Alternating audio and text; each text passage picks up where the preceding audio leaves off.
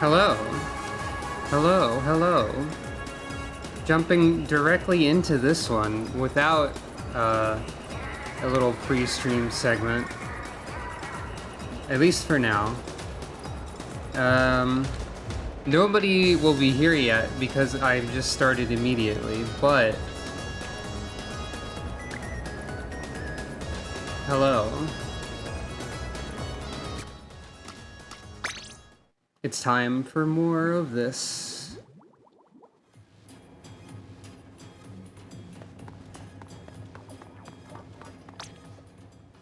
Oh, right, I don't have 5,000. Whoops. So, the halftime is happening, or happened. Team Fun is in the lead. Once again, Team Big Man is going to have some issues. I've heard that people aren't actually getting any tricolor battles, but we'll see what happens. So yeah.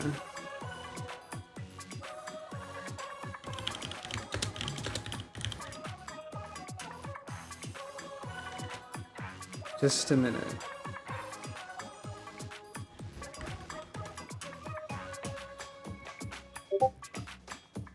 I need to remember to activate streamer mode.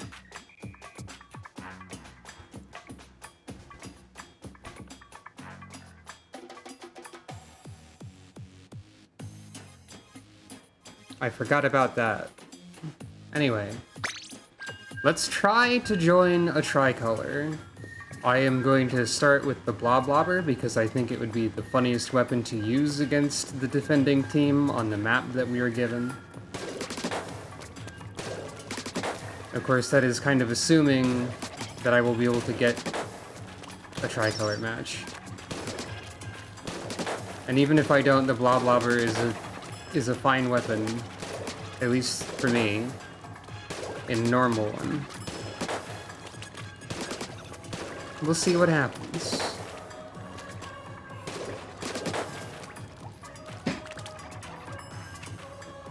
It might just not give me a tricolor match, for all I know.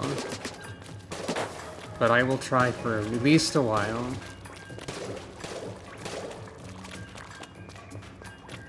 There's a badge where you have to, like, win 10 of those in order to get the badge. That is not a tricolor battle. But it is a times 10 battle, so I'm concerned anyway.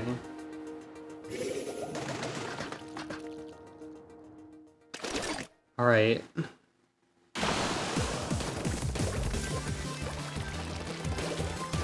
Well, that's one way to start, I guess.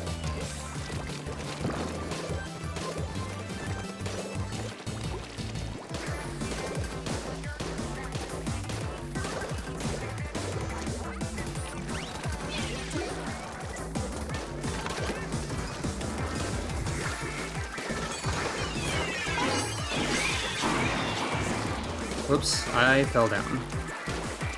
This could cause problems in my immediate future.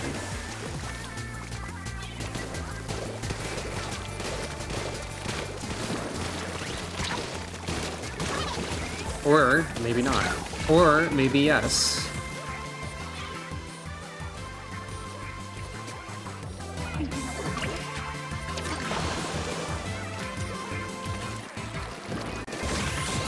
What?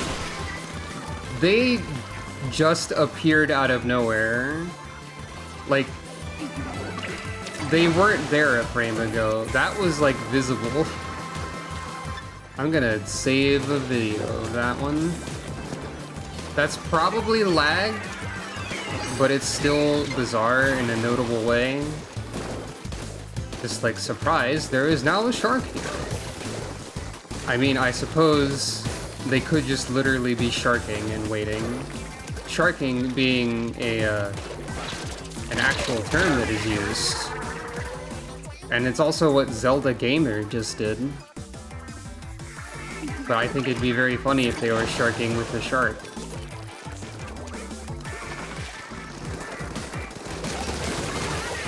Okay. Thanks for being located in the best position for me to kill you. I appreciate it a lot, actually. Whoop, whoop.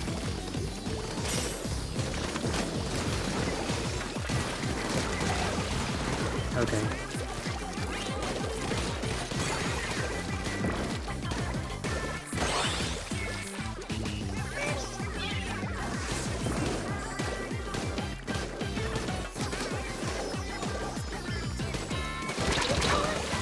That's fair.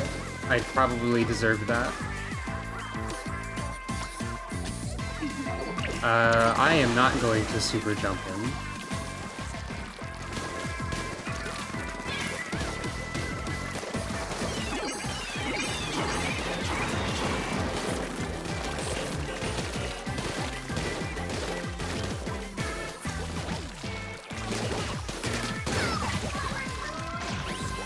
That was a risky choice. Hey, looks like we win another times 10. Neat. Now I have 2 festival shells, I think.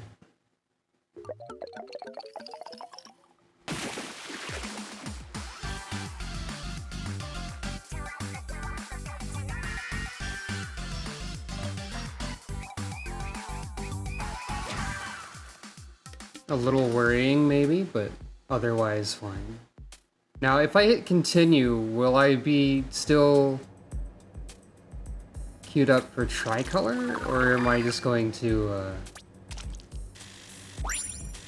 continue being in open? I'm unsure.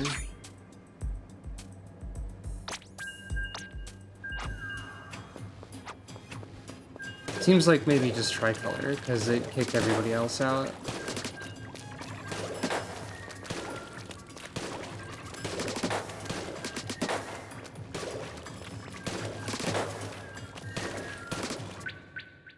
Or I could just simply get a communication error instead. This is also something that can happen.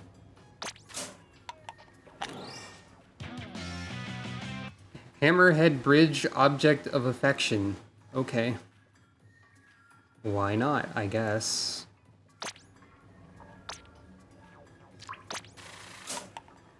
More titles? Notable synth player. Not really, but I don't know, maybe that's my secret talent that I don't know about.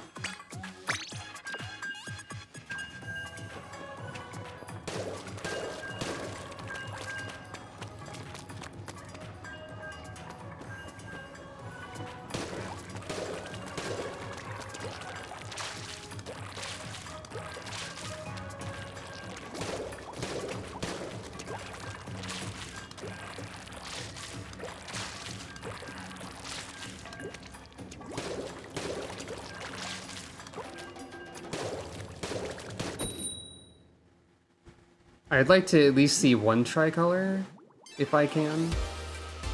It looks like I will not, at least for now.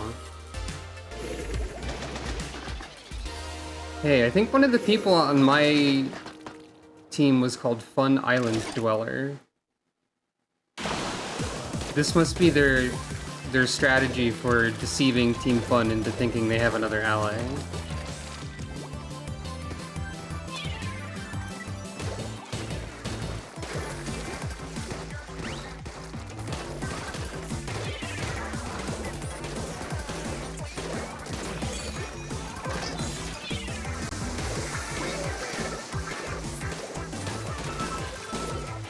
I guess somebody died somehow.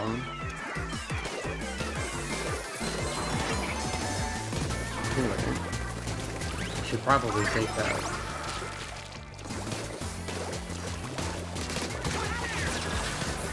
Uh-oh.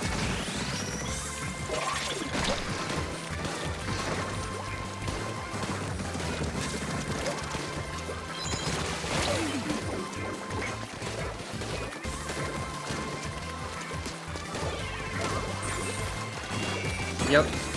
Team Fun is in the lead. So if a tricolor battle actually shows up, poor big man is getting destroyed again. But they reduced the chances of those by so much that it might not actually show up. That was their temporary solution to, oh, we need to balance this mode more, huh?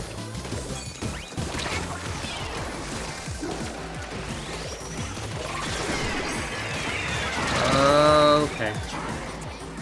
I wonder if I could have tried to squid roll away from the wall there, and that might have benefited me in some way. Maybe.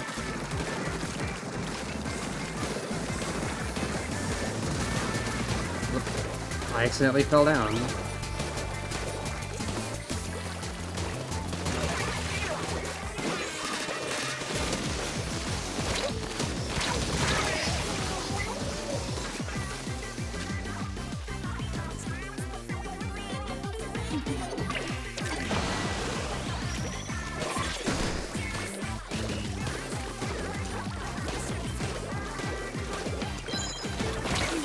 Oh right, undercover umbrellas and their mines that they have.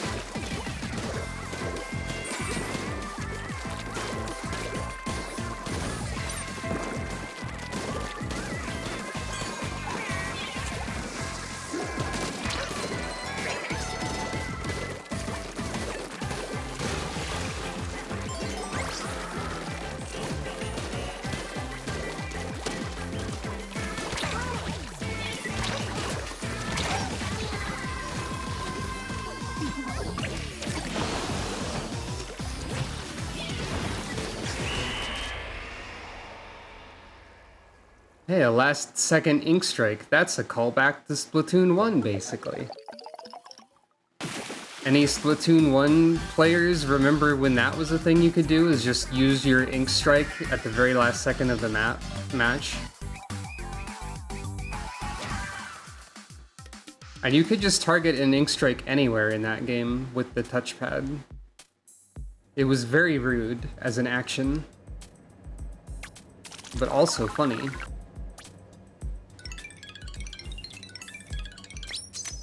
I don't know how beneficial it is to have 2 main power-up for Bloblobber. I don't know if it needs that many. Yep. 4 ink strikes right at the time limit. That's correct. I remember that.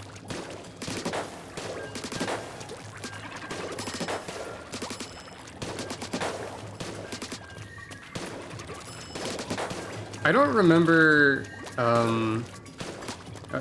okay, my usual weapon in Splatoon 1 was probably the arrow spray, but I don't really remember... I don't actually remember what super it had. I want to say I probably used the gold arrow spray as well, because ink mines were extremely powerful in the first game. Like, ink mines just killed someone instantly in Splatoon 1. Whereas in 2 and 3, they deal like 45 damage and mark somebody, I think.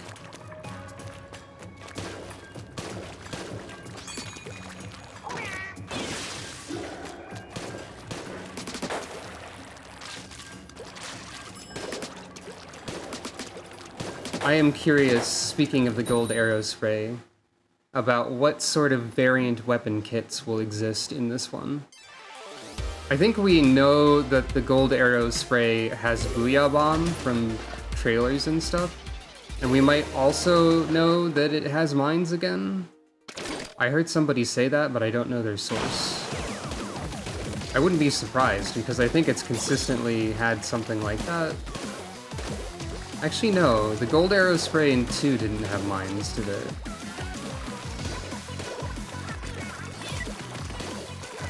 Regardless, there's a lot of weapons where I'm just like, oh, I like this weapon, but I don't really like the sub-weapon and special weapon, like, already in this game. And I'm a little concerned about the decision to, like, make big updates every 3 months, because, like, if we don't get anything for 3 months at a time, I wonder how that'll work out. It might be fine. And at least we do get a Splatfest every month. And they are going to do a balance patch in October, I think they said.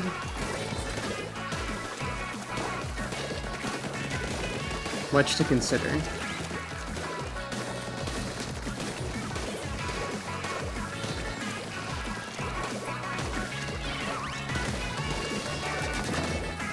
It'd be funny if I didn't get a tricolor match at all until I decided to stop using the blah blobber, which I am using primarily because I think it would be funny in a tricolor match on Hammerhead. Well, I mean, also because it's just a weapon I like.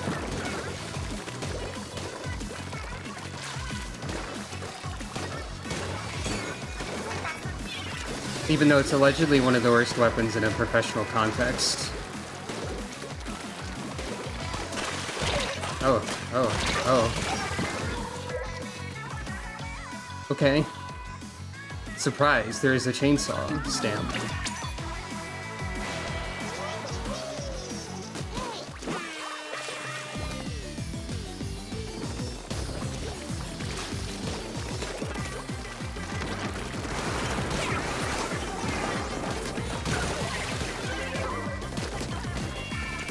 I guess we're rude on this match.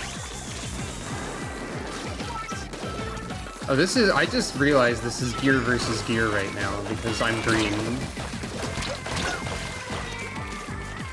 It took me that long to realize that. No thinking, only painting. I'm over here, I guess.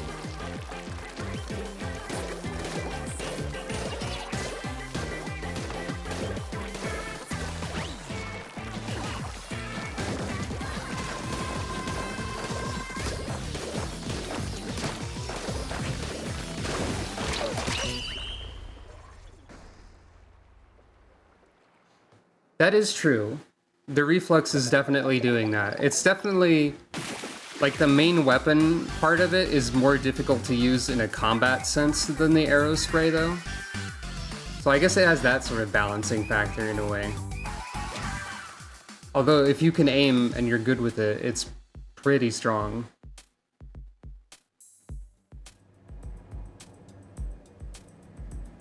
The arrow spray just has a lot of ease of use on its side.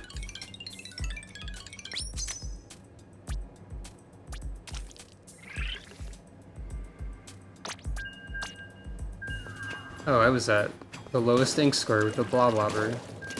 Oops, I think I still helped though.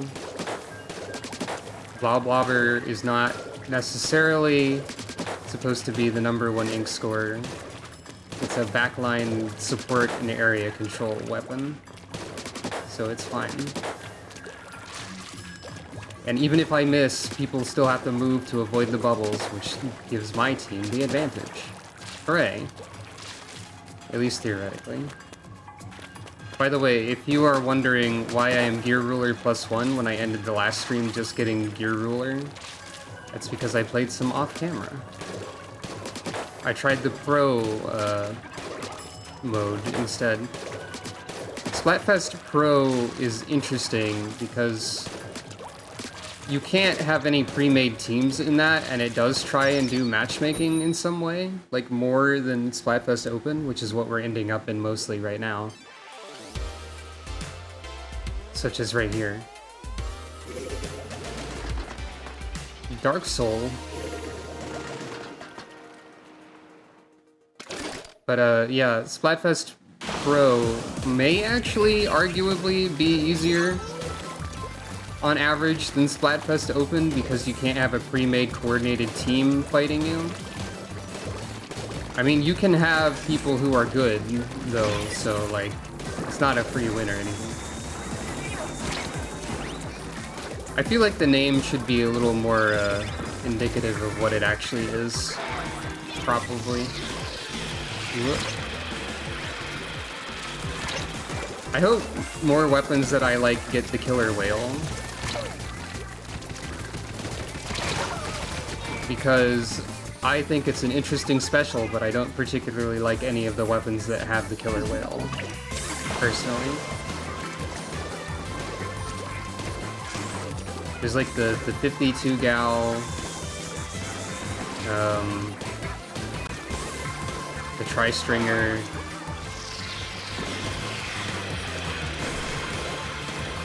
The ink brush.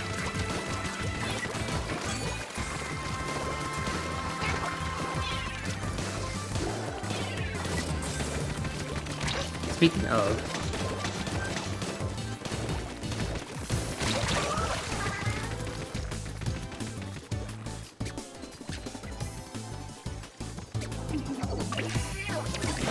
seems like we're having some trouble on this match. However, this is also gear versus gear, so hooray, I guess. The wave breaker is pretty cool too. Oops.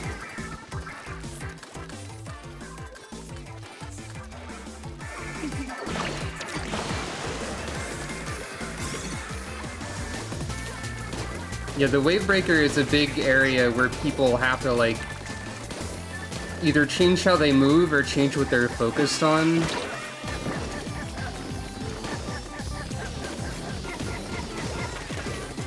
Hello, thank you for the subscription.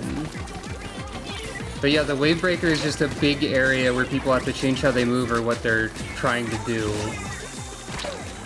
It becomes sort of a mini objective that causes an issue. Though it is pretty quick to destroy it if you focus it real good. I personally think it's kind of bizarre that the tacticooler cannot be destroyed. But also, I think people overestimated the tacticooler a bit prior to, why am I going to a place where you can't escape when there's missiles? People, like, overestimated the tacticooler a little bit, because it does require the team to be coordinated and people to go out of their way to go get the buff, which can cause problems. However, it is also an invincible barrier if you want. It's got its ups and downs. Oh yeah, that's true too. It does mark you because the buff icon is visible when you're swimming and stuff.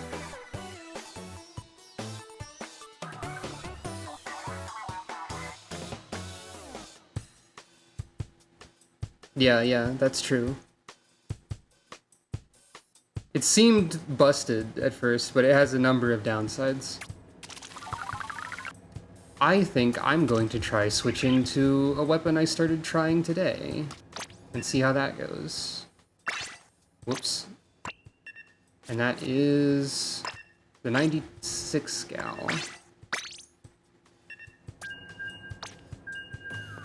I'm not the best with this weapon. I'm not the best with any weapons, really, but I kind of like how this one works.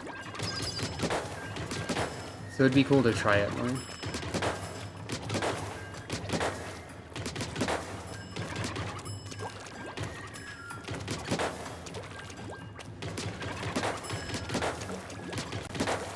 Yeah, I guess the cooler can cause a number of problems in every ranked mode, I would imagine. Like, you can use it as a wall in the tower. People were doing that in the invitational tournament, at least. Though I'm sure there's also plenty of ways to get around that.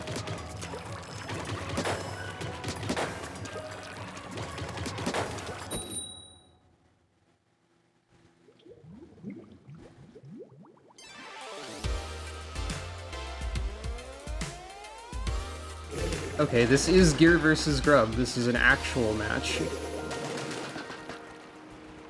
And one of them is mayonnaise. So far, my efforts to get into a tricolor match have been fruitless. There has not been a tricolor match.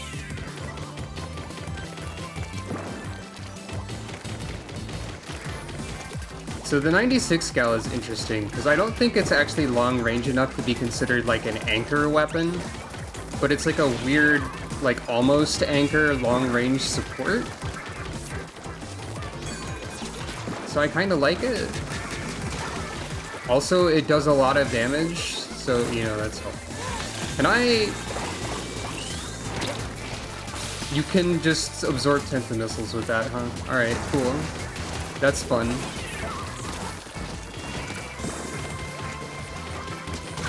Hello.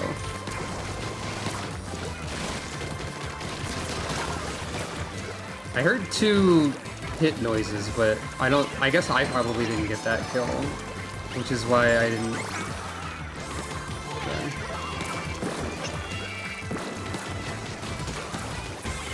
Google translated Magic the Gathering boiled mayonnaise?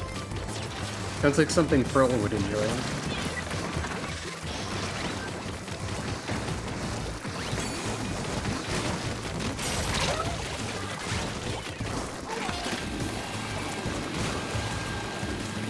Hey, that person knows not to shoot when ink back. How dare. Well, the fun thing about stuff like that is that even if you actually don't get anyone to shoot at your ink back, you are wasting their time, so it still feels like a valuable special use in a way. So it's probably far better when actually coordinated with people. I really like the 96, actually. I did choose the tricolor option. I'm not clear on if, like, I have to go back out and individually choose it again every time.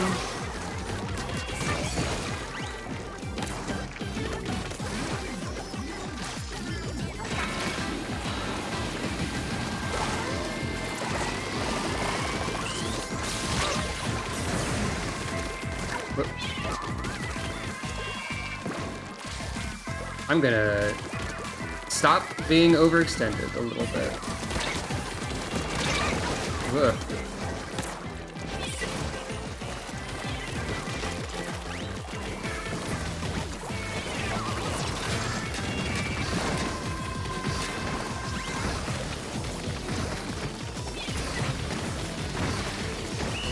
I think I did well that match. Yeah, it does seem to be keeping me in sets of 2.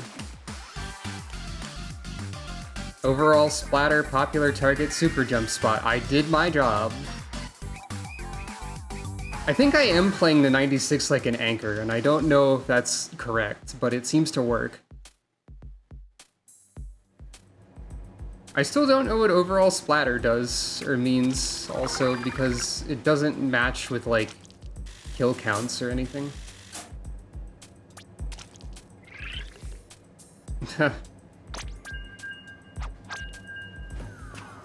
Yeah. Actually, I kind of had about an even amount of trouble with every team as far as I could tell. I am surprised by how well Team Fun is doing, because I got the impression that there weren't many people on Team Fun. Team Gear probably has... I'm still guessing that Team Gear is the most popular team at the moment. It includes splats and assists. Well, aren't assists included on the, like, the score tally at the end? Like, it said I got 10 splats, but I'm pretty sure some of those were assists. So... And then I've also seen getting overall splatter when that number was lower for me than somebody else in the game, so I don't really know.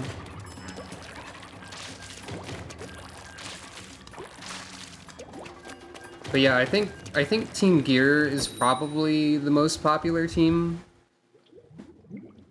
which might also mean that it has the highest number of less skilled people, just because of like laws of averages or something. I don't know, actually. I mean, we are extremely close behind Team Fun, so, you know, whatever. Maybe not. Mysteries. Oops.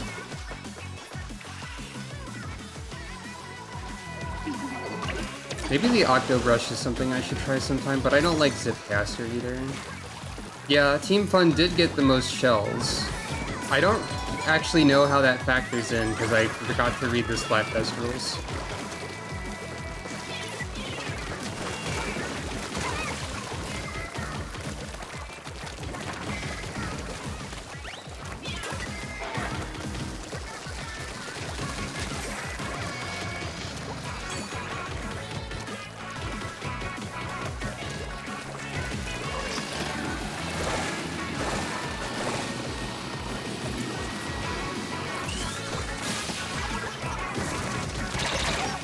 That was probably bullish.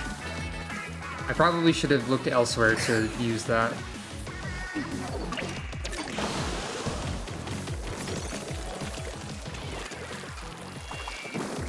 People do love Big Man. I think it'd be funny if Big Man accidentally ended up winning every halftime. Like, it just kept happening.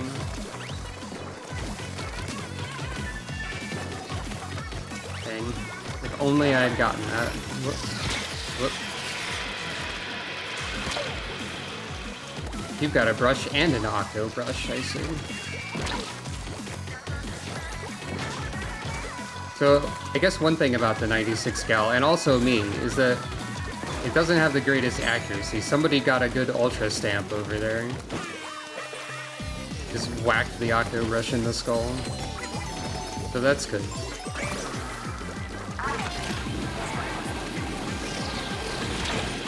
Can't absorb that. Can't absorb a sword to the face.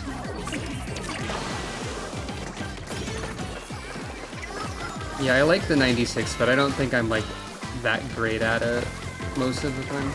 Or rather, that once I encounter anybody who's actually skilled, I struggle. Although that applies to all weapons.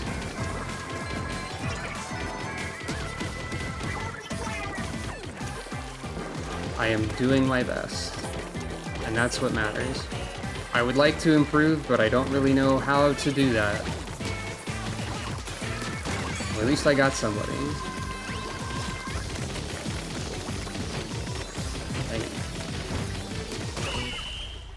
Well, we got that one. Oh, did the 96 used to have the splash wall? That makes sense. That was closer than I thought it was.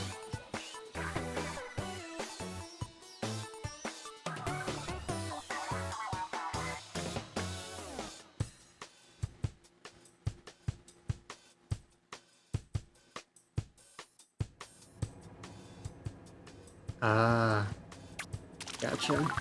Yeah, I didn't do super great that time.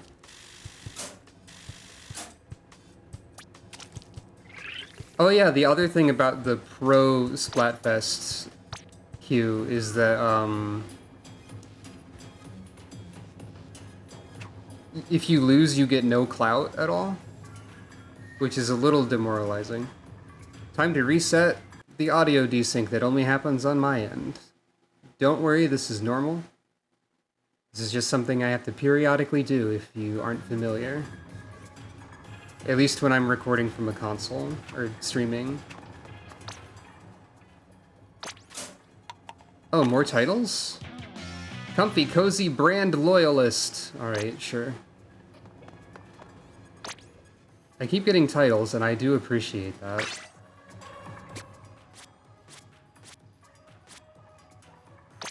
Pretty Good Deep Cut Fan is a good title, though. Notable Hammerhead Bridge. Comfy Cozy is the sort of vibe I aim for, so that's pretty good. What else do we have over here?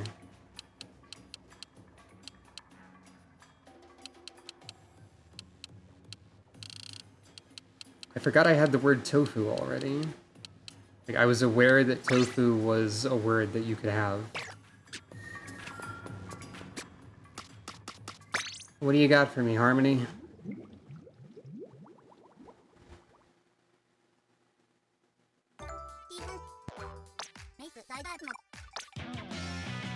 Even more titles. Ready to go survivalist. Well, I mean, I am on Team Gear, so I guess that's technically accurate. It's kind of a funny combination to get right now. Pretty Good Tofu would also be a possible option. I did not pay attention to how much food ticket I have left. Yeah, I also have the word fist, which is quite something. Does your food ticket, like, normally show up on the status screen or something? Do I have none? Do I see if I, go here?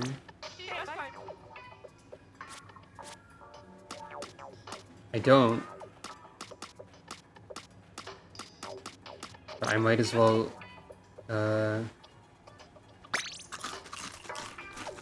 check my results screen. Oh, well, too late, I guess. It doesn't matter too much. I have like 1 billion tickets.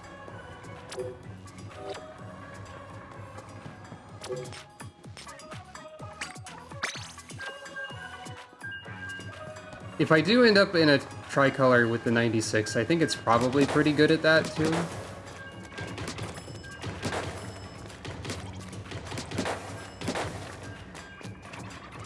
It shows on the matchmaking menu. Oh, right, yeah, I remember that now. I'll have to keep that in mind. I probably didn't have much remaining, if any. So I'm not too concerned.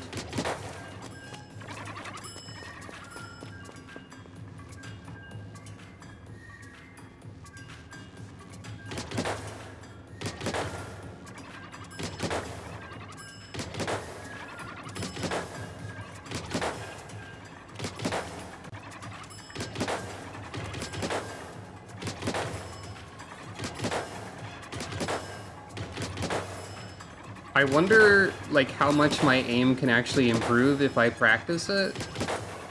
That might sound like a strange sentence, but I've got, like, probably at least 700 combined hours of Splatoon across the series. And I've never been good at aiming. Like, it might just be a skill that I am not quite capable of.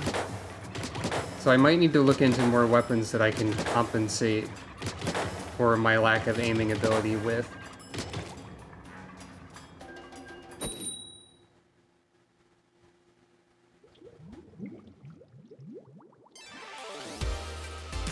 The 96 is honestly alright for that. It's inaccurate by itself, but it's got the range and the power to make it kind of work out. At least sometimes.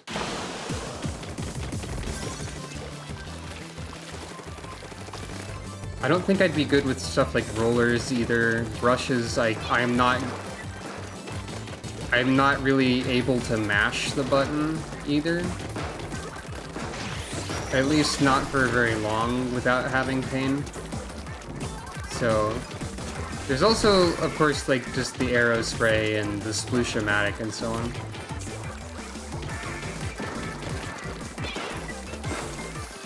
I had some success with the sploosh yesterday, but when I tried it today, it went way worse. Of course, it's difficult to say if that means anything.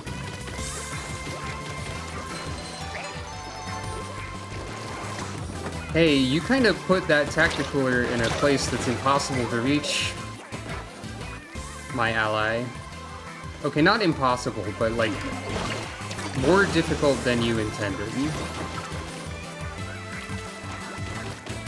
Good morning in your time zone. I suppose. I never remember how your time zone works, to be honest.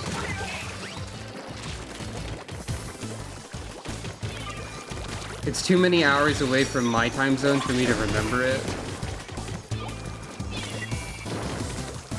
I have not really tried Brellas much other than the undercover Brella, which is a questionable weapon.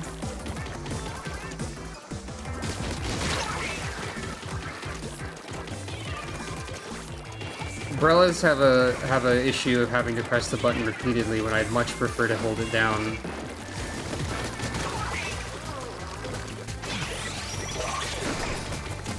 Yeah, that's also true. I have also heard things about... Speaking of latency, I got credit for this kill that happened like 10 seconds ago just now.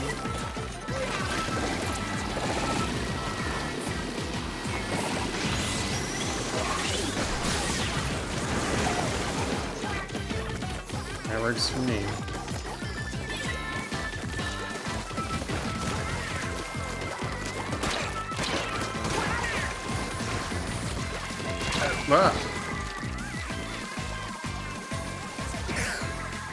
Uh-oh. Well, I guess that means we lose, huh?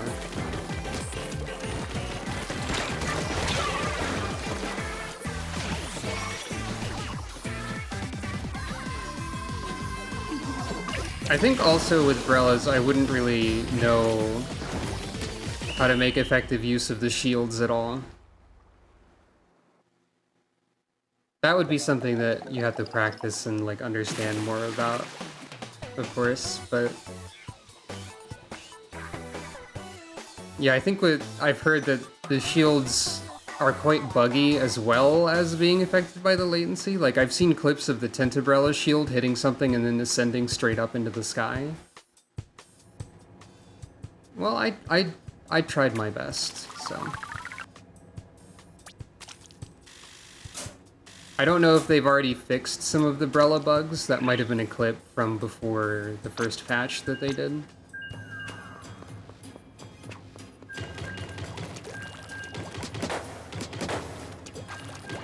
I've tried Splatlings a bunch too. Not like necessarily a bunch, but I always do badly with those.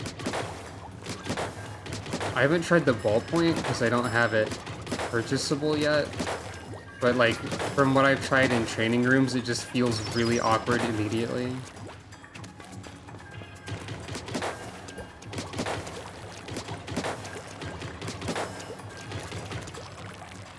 The Tentabrella shield is like way larger in this one than it was in 2 as well.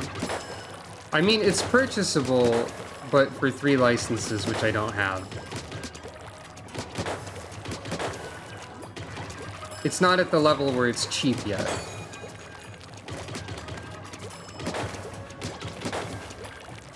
Which is, I think it's the last thing to unlock, technically, in that sense.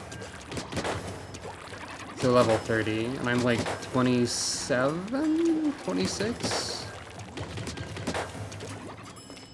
One of those. And yeah, it does have inkjet, which I do not like. So I tried the Nautilus a little bit earlier today, and that seems kind of neat, but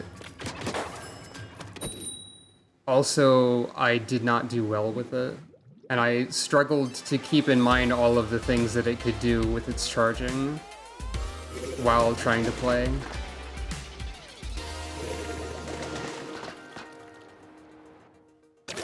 I'm guessing the inkjet probably does more if you get a direct hit, right? But like, good luck with that also, especially for me with my accuracy.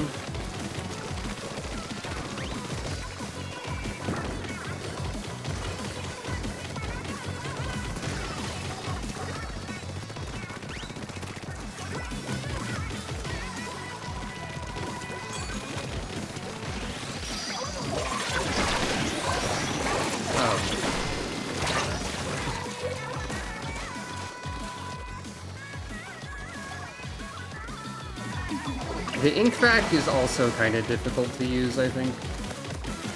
Like, I feel like it's a special that is designed to use in a coordinated situation rather than at random. I mean, like, obviously all specials are improved if you use them in a coordinated way. But, like, it feels like one that's particularly difficult to use in a situation where you can't coordinate directly with your team. If that makes sense.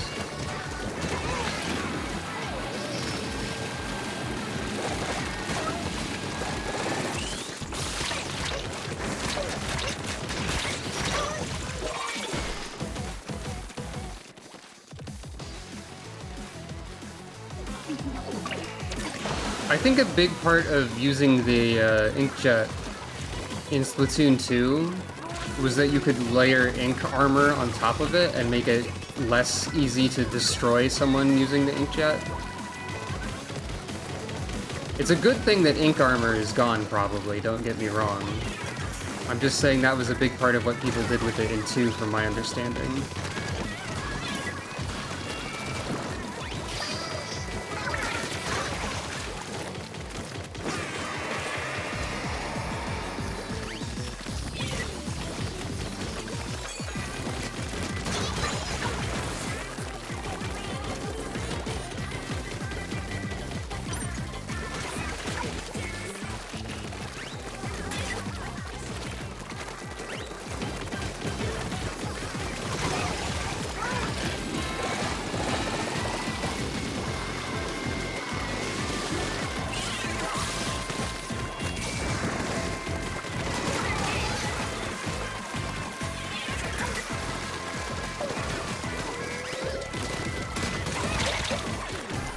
I'm being very rude right now.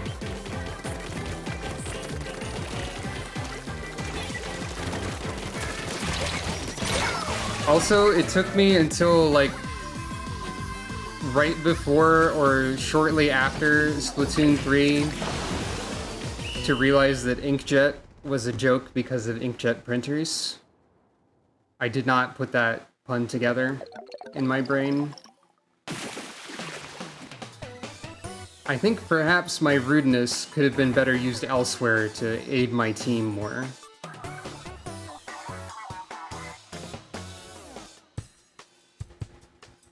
Okay, yeah, that's true. There is a brief bit of ink armor on spawning.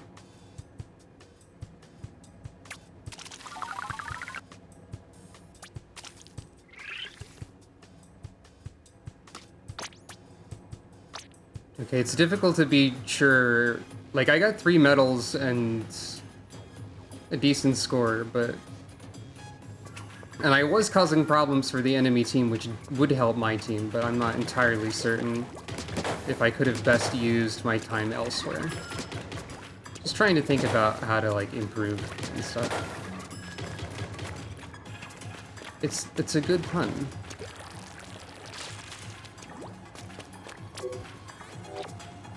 I want to check the weapons shop for a second.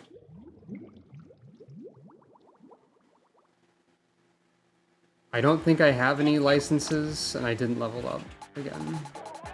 But what do I have left? Okay, I only have the ballpoint left to unlock. There's a bunch of stuff I haven't bought, though. Also, I probably could have just looked at my status for that one. Level 28.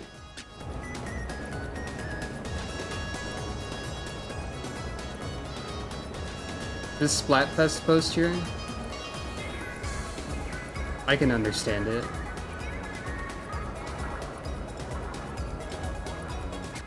That's important.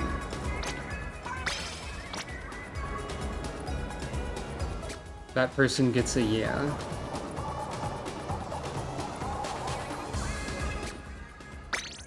I think I still want to keep trying the 96 for right now. This is probably a weapon where whenever they release, like, the variant of it, I might like that kit more. I assume it would be the 96 Deco if they did, because that's always been the first variant.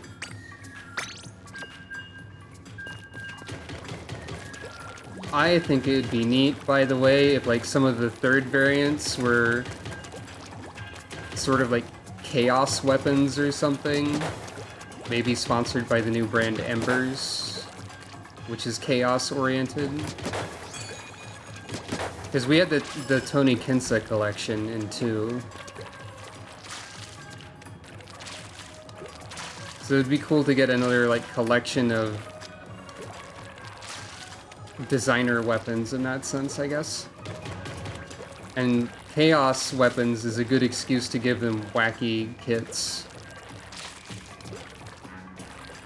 Which some of the weapons probably already have, or had, but I can't think of an example immediately. Some of the weapons already feel like they have wacky kits, though. Like Dapples with the, communication error. Like the Dapple dualies with the beacon and the tacticooler is very strange.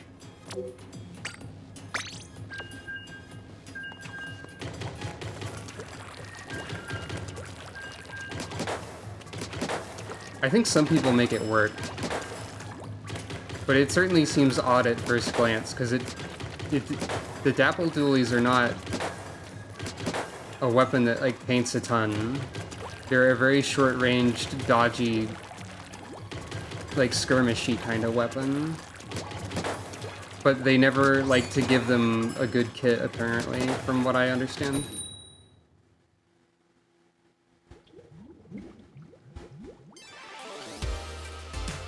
Okay. I hope I can get at least one tricolor battle, because I would really like to just observe what the situation is like for Team Fun in that scenario. Because it seems like a total nightmare. Like, Hammerhead Bridge is a narrow map with like that dips down in the center, so you have the high ground if you're pincer attacking the center, like from both sides. And that's a lot.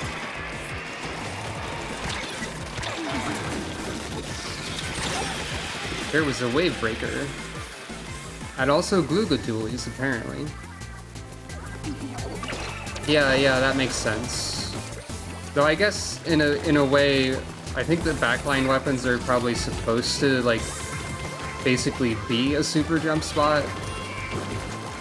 That seems to be what works for me when I play longer range weapons anyway. People always jump to me.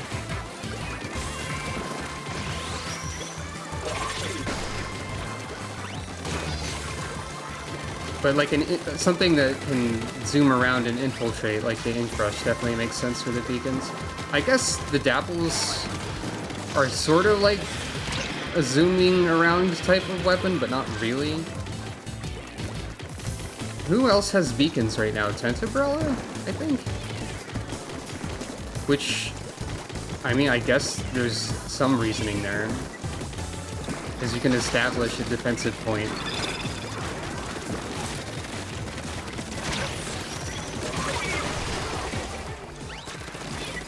Yeah, just Dapples and Tentabrella.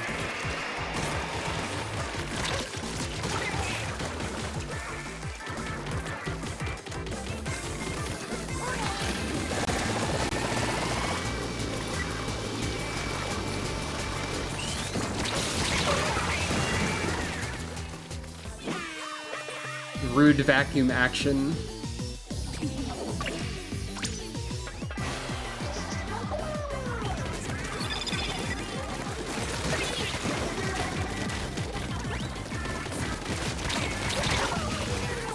That was... I think that was mostly my poor aiming ability that got me killed there. Because I should have been able to probably get that kill.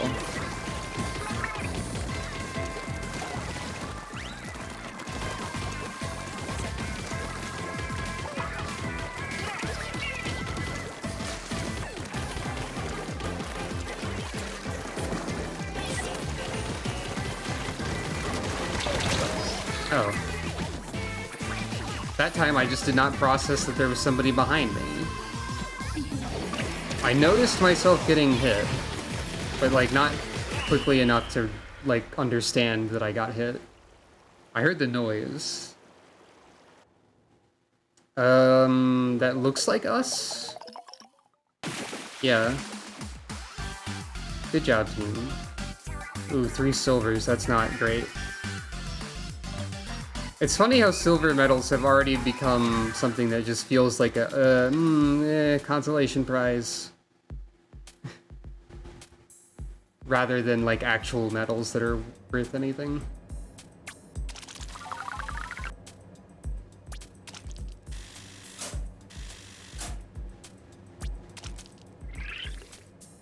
Very close to +2. Let's try changing weapon. What do we want? I guess I can try the sploosh again. Let's see how that goes.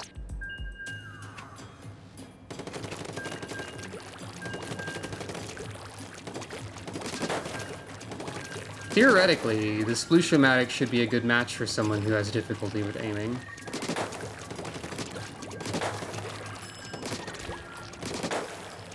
But its accuracy isn't very good even at point blank. And also, I'm not great at getting to people before they shoot me.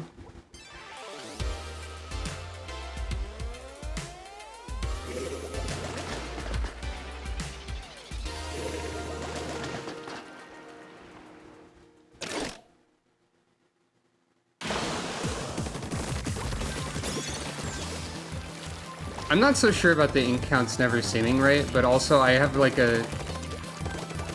I would say that one of my weaknesses is like spatial ability and like understanding.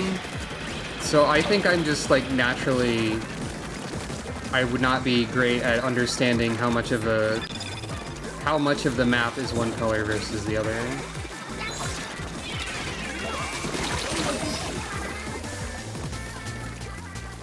Ow. Luna Blaster and Octobrush. I did use the Luna Blaster a bit in the first game.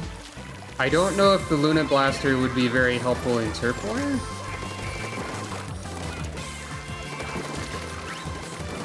I know people are always memeing about the Clash Blaster being like, you don't need to aim this weapon.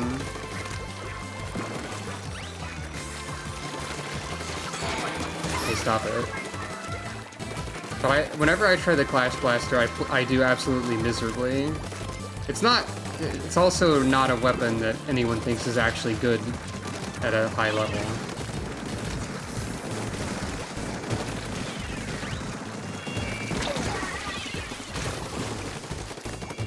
I guess with this sploosh, what I should be trying to do, in theory, is find flanking opportunities. Or that. Or that, I guess. Or that, I guess.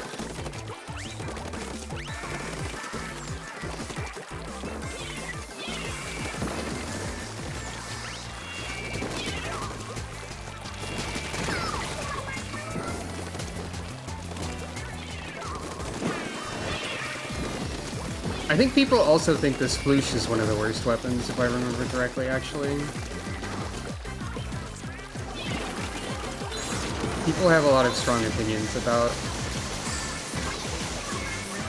I thought it would be funny to use a hammer at the same time as that person.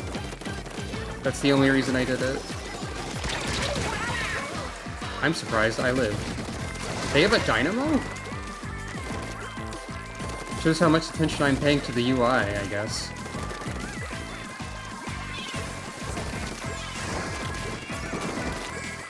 Oh yeah, I haven't used the Junior recently. I do really like the Junior. Ow. I should have tried to shoot them instead of trying to dodge. That, I think, was my error in that instance. This will probably get me killed. No, actually.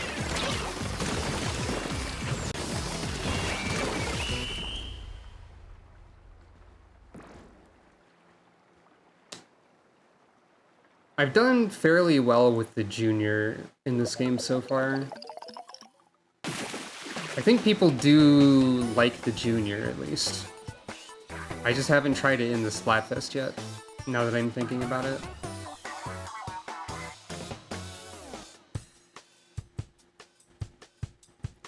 Also, I think it's funny that the default roller victory pose is similar to, or basically identical to a pose that Artorias of the Abyss does in Dark Souls.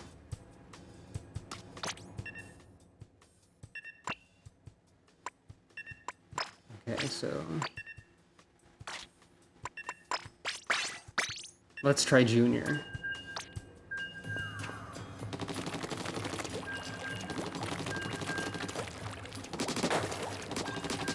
It is, at the very least, better than the arrow spray at fighting people. And with a lot of Inksaber sub, you can do a lot of shenanigans with splat bombs, which is very helpful and sometimes lethal.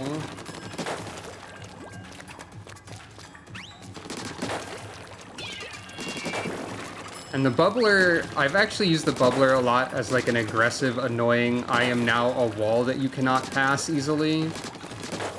Good luck getting through here. That seems to be the best way to use the big bubbler for me, rather than as a defensive option.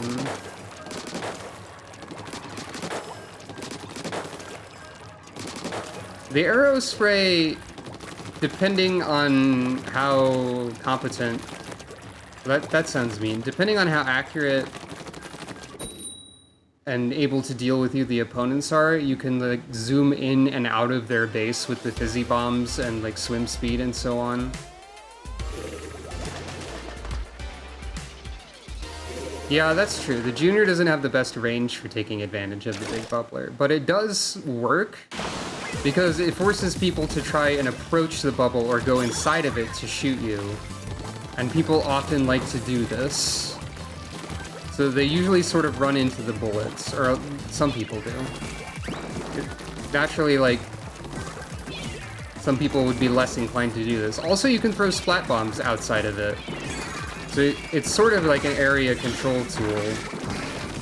Uh-oh. Speaking of.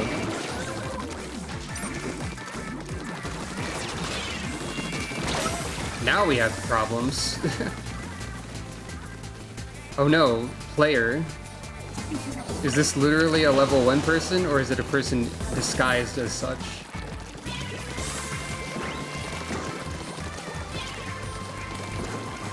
Sometimes I get a bunch of really lucky kills with splat bombs, and it's very funny. Other times I do acceptably. Sometimes I do badly.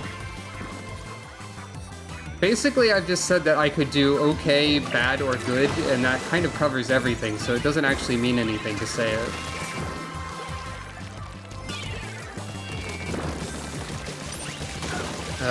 Yeah, Team Grub seems to be directly in the base.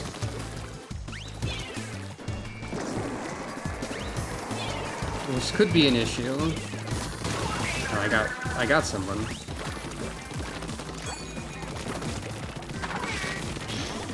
We can establish a point up here by throwing that out, at least.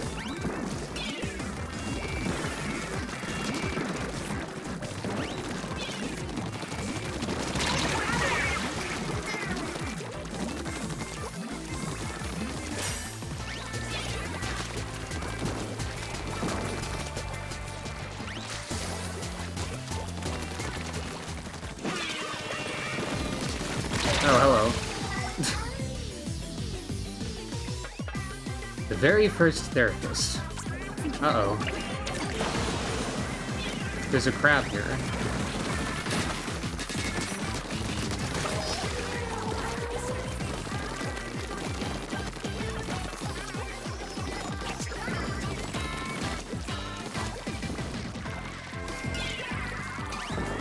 Most effective splat bomb ever thrown. Ow.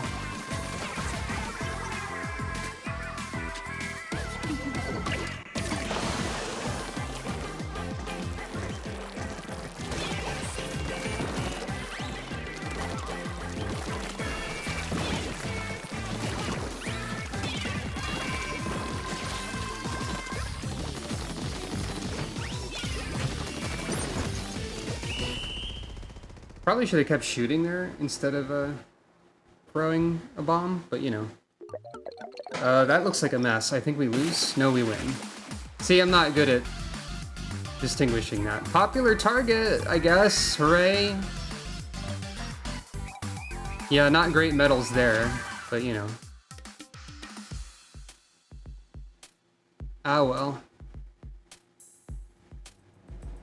You do what you can.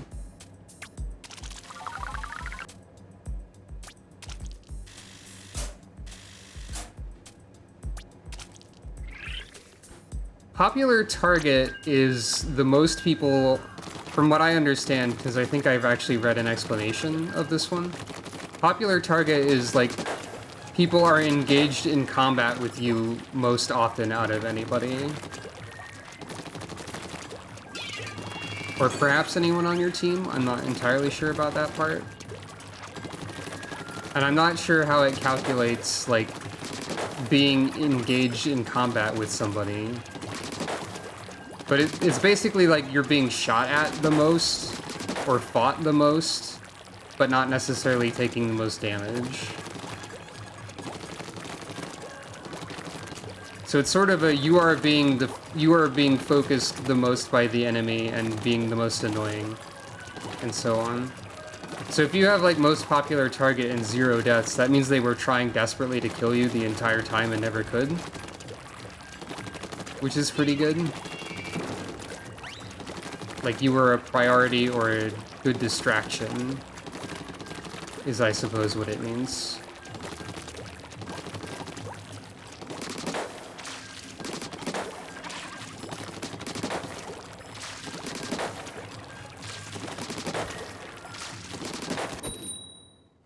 Squid roll is something I need to remember to use more.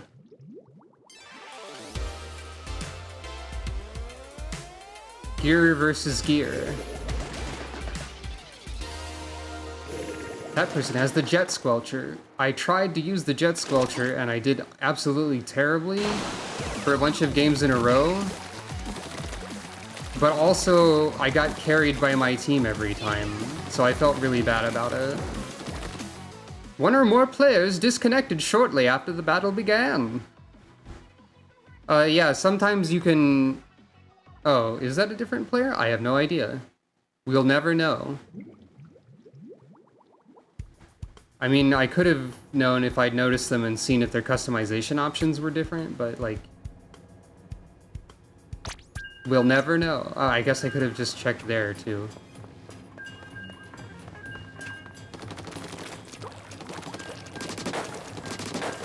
They would have been immediately prompted to input a name, so if it was the same person, that means they deliberately chose to appear... Oh. To appear as a level 1 person. I suppose.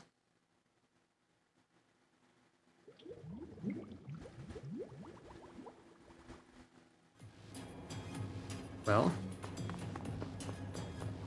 this seems like a good time to BRB.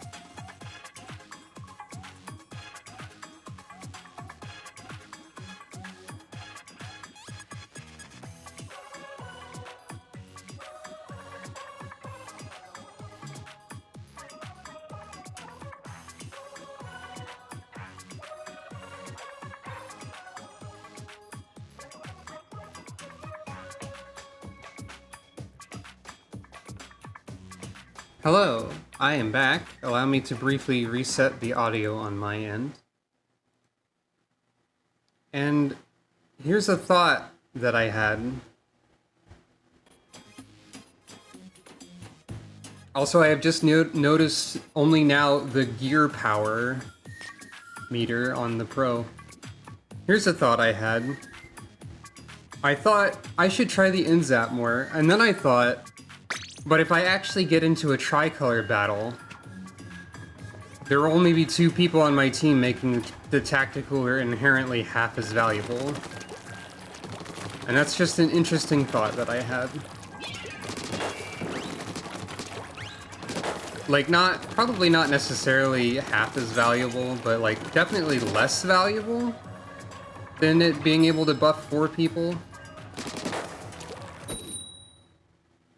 Of course, I would have to actually get into a tricolor turf war. Maybe I just need to, like, constantly say, I will never get into a tricolor turf war.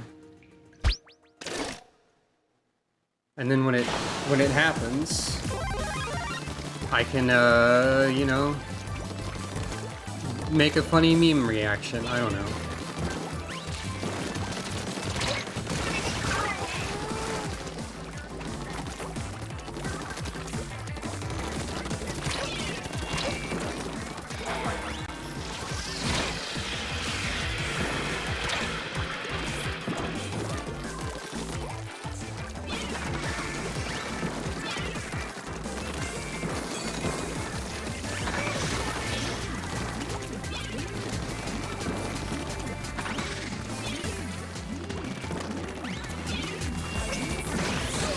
Haha! Finally, a splat bomb kill.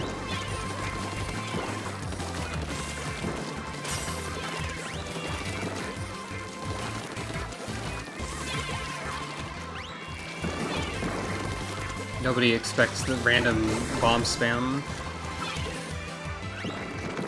Sometimes they expect the bomb spam.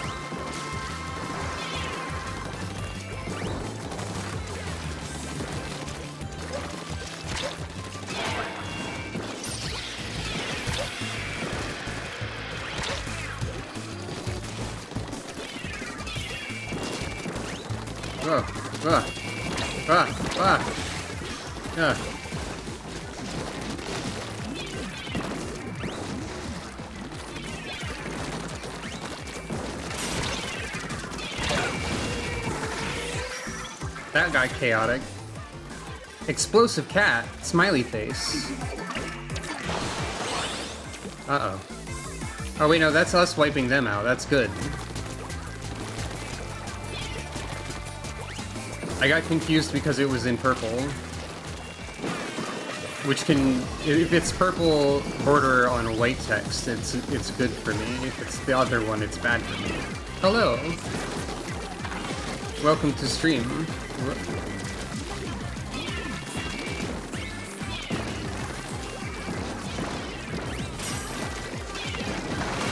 Ah. Explosive cat got me again. This time I will remember to super jump. And it will almost be a problem. And then I will die immediately. It looks like we are going to lose in the last 30 seconds. Such is the way of turf war. Often.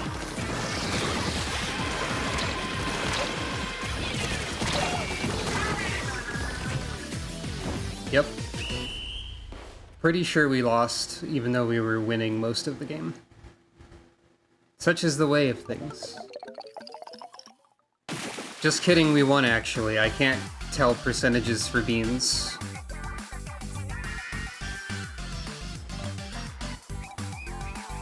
I helped a little bit. I think I will try InZap some more, which is, it's more accurate, which is both good and bad for me. We'll see how it goes. I forgot to ever scrub the Splatfest t-shirt, but I will when the meter fills up, I guess, because it's so close.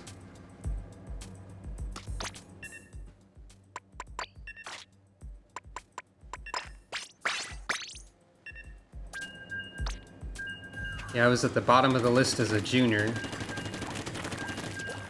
I mean, we also had another junior in an arrow spray, and I forgot what the third person that wasn't me was already. So, you know.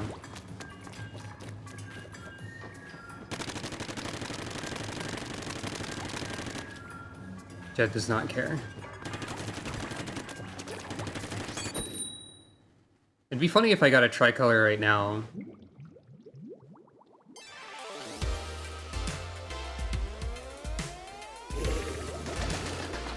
Forged mob. We all have forged equipment. Or forge branded gear, rather. Interesting.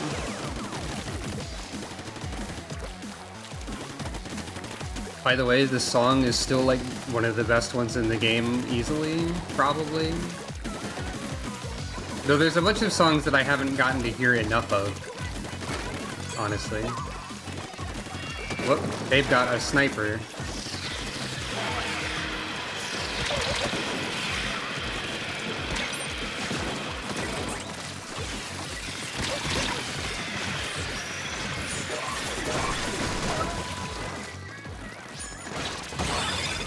Well, that was a wild series of events, kinda.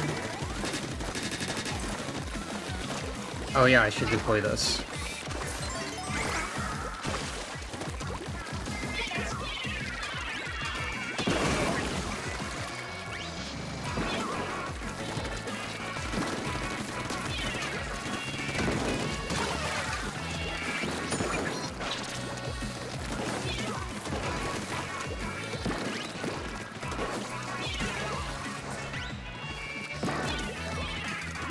That sniper demonstrated something I never remember is possible, which is super jumping back to base when you are in danger.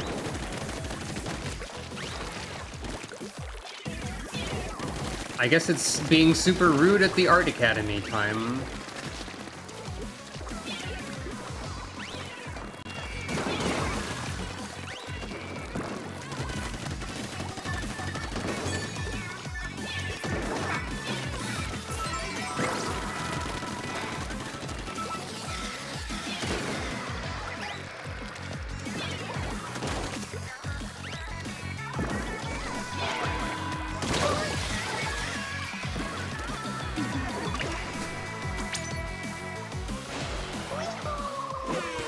Uh-oh. My hubris.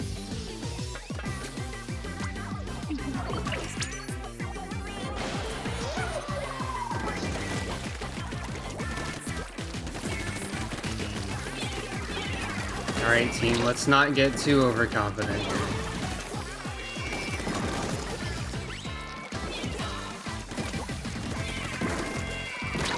Whoop. Whoop.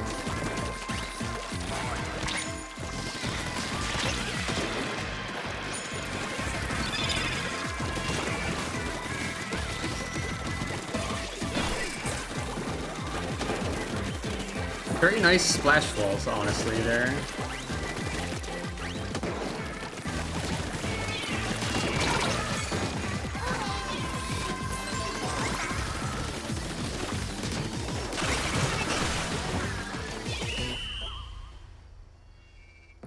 Well, that went pretty well.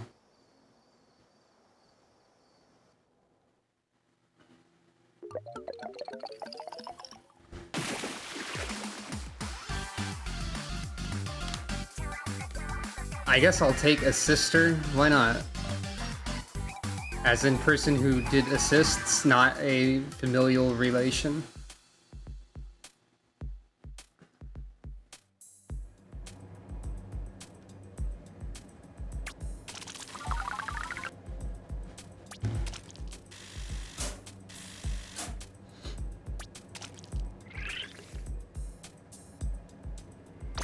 Maybe I should have scrubbed that Splatfest shirt earlier. I mean, obviously I should have, but maybe I should, I don't know. It feels so close that I should probably wait.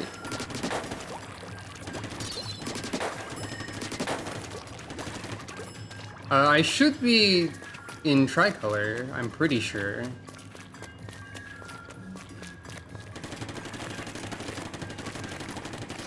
It's just not giving me a tricolor match ever.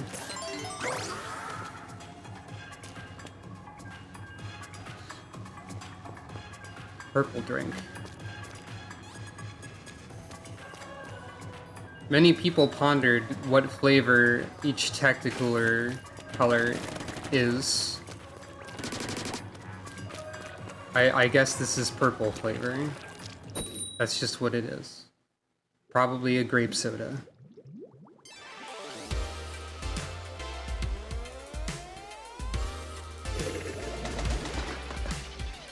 So they're not necessarily sodas even, they're just beverage.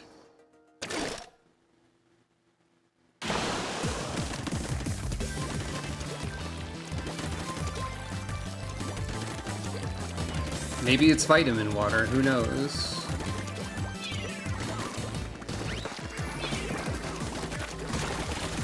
That person, overextended a bit, probably, I would say. Otterade? Is that just like a Gatorade pun?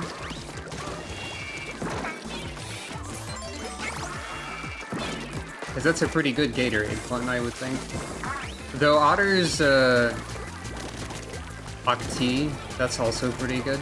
Otters would probably not be a known quantity.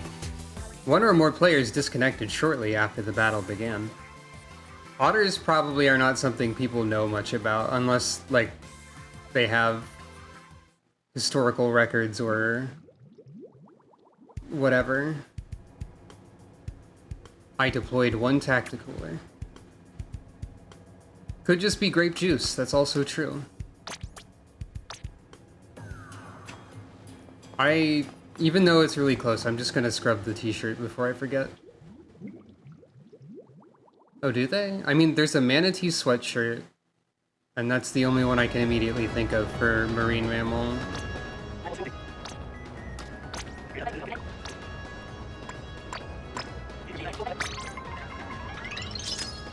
There's probably more.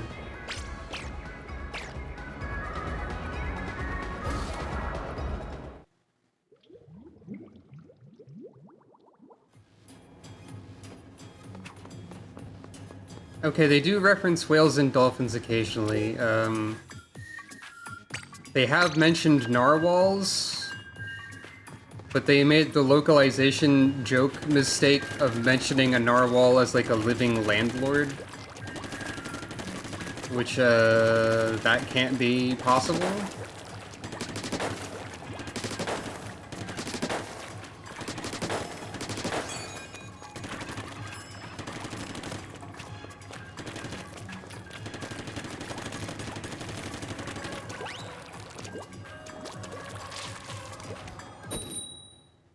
They probably do reference whales and dolphins, I'm sure. They have to.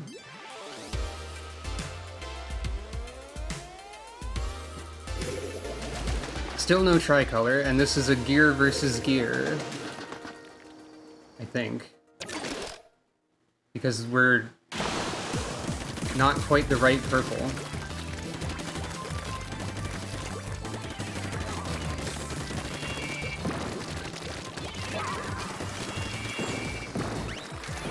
Gear is definitely giving me the impression of being the most popular team.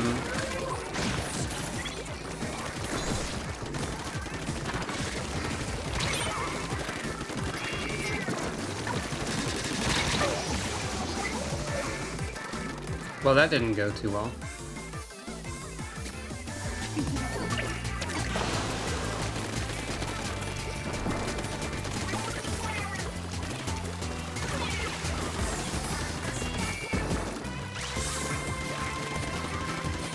I wish I had a... This is gonna maybe sound kind of random. I wish I had a better idea of what I was actually looking for in a weapon. Because I would like to figure out what weapons I like.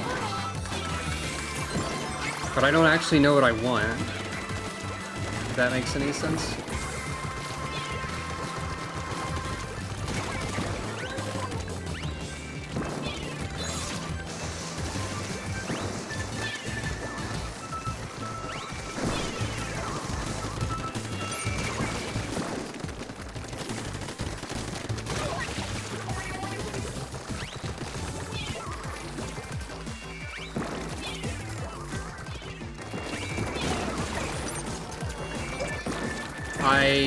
keep accidentally falling down. Don't jump to me. What are you doing?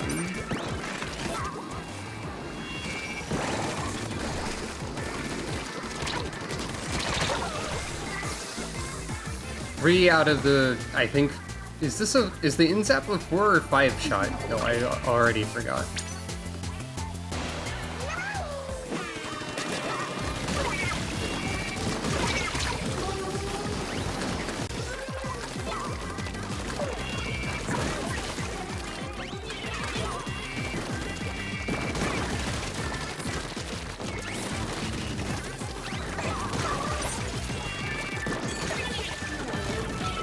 Yeah, alright.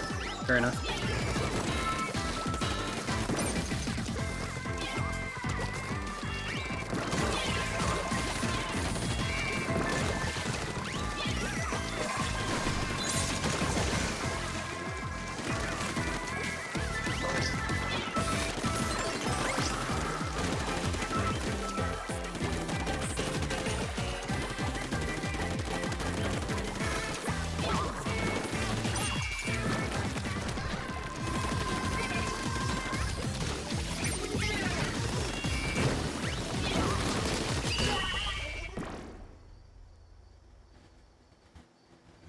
Probably not the best tactical replacement I could have done. I think we lose. Yeah. One thing I am not knowledgeable about is where it's good to put coolers. I mean, obviously you need to put them around where your team is, but I don't have very good awareness of where my team is at any given point. I did pretty okay though, apparently.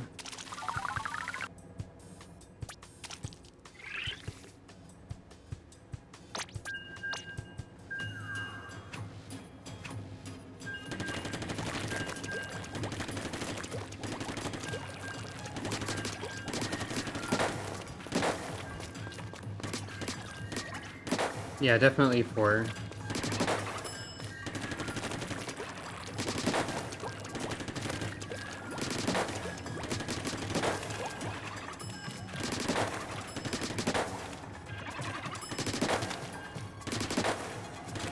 The Splash-O-Matic might need 5, but it's like really fast. Maybe that's just also 4, though.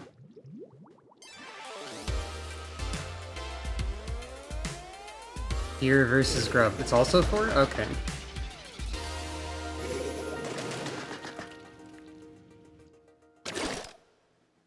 I do need to try to splash a bit more, but I also don't know how to effectively utilize the crab tank.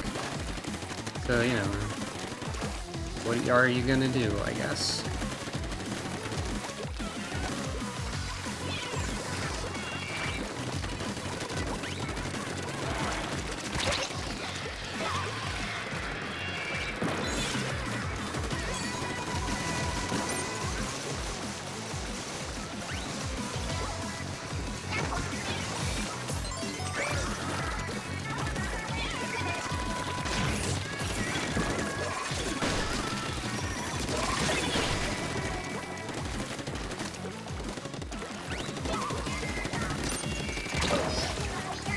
I think there's some lag happening in here. Ah. Sure is. Well. Such is the way of some things, I suppose. Yeah, most of my team and the enemy disconnected. I meant to actually hit stop there instead of keep going, but you know, whatever. Guess that's fine.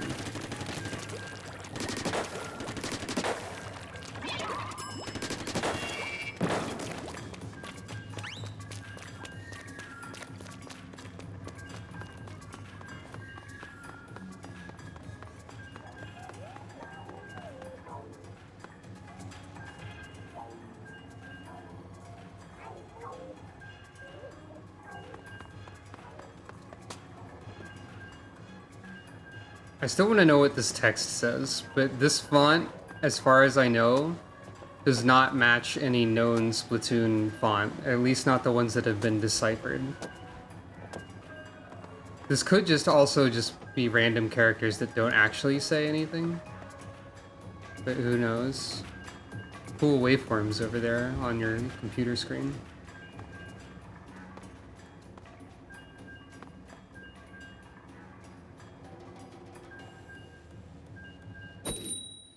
You know, I would say there's a pretty good chance that the text I was standing right next to on the wall says DJ booth. Because it had the right number of characters and 2 of a repeated character in a row where those would go. And also that would match what it is. So hey, maybe we do have a lead on that font, at least a little. That's kind of an assumption though.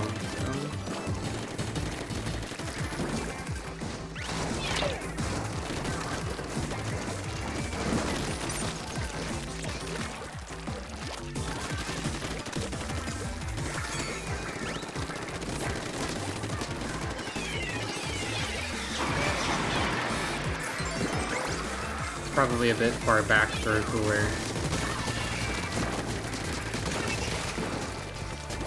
That person's name was Morbin Time.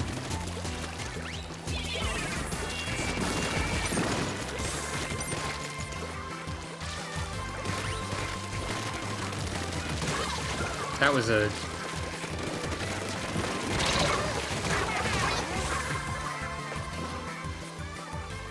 I think a lot of the known Splatoon fonts mirror English characters, and things have been translated in this way. They either actually correspond to characters and can be like deciphered and translated in that way, or they use characters in the font that look similar to the actual letters. So if you technically translated it, it would actually not mean anything, but it's meant to resemble English text. Those are the 2 things that they do.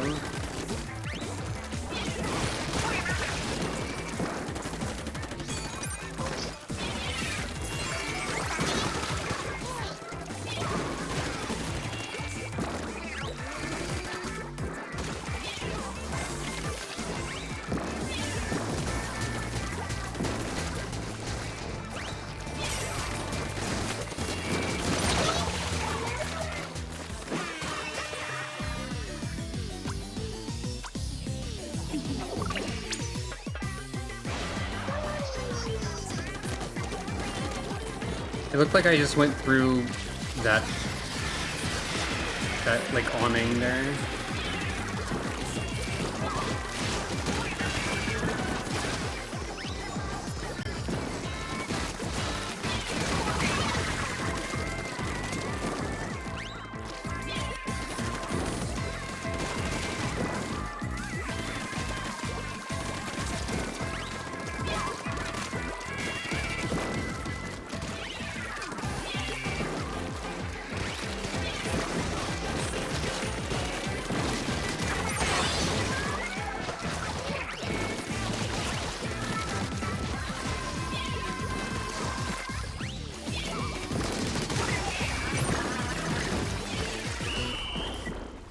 Oh, I didn't get to deploy another cooler at the end. Not that we would have been able to use it, it just would have been kind of funny.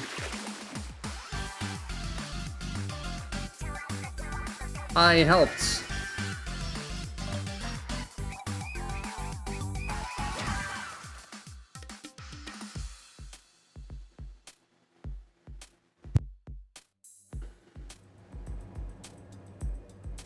Inzap is a good gun, by the way.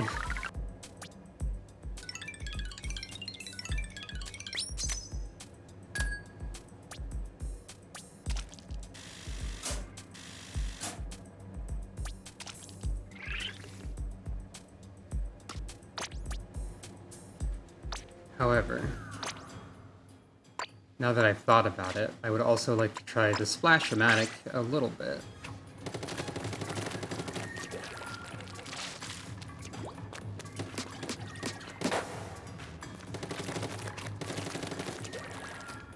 And also go back up here for a second. Yeah, I'd say there's a pretty good chance this says like DJ booth. Which would mean that the first word on the wall here is do. I think. Yes. So hey, we can translate one if my guess is correct. Wait. Could it be do unto?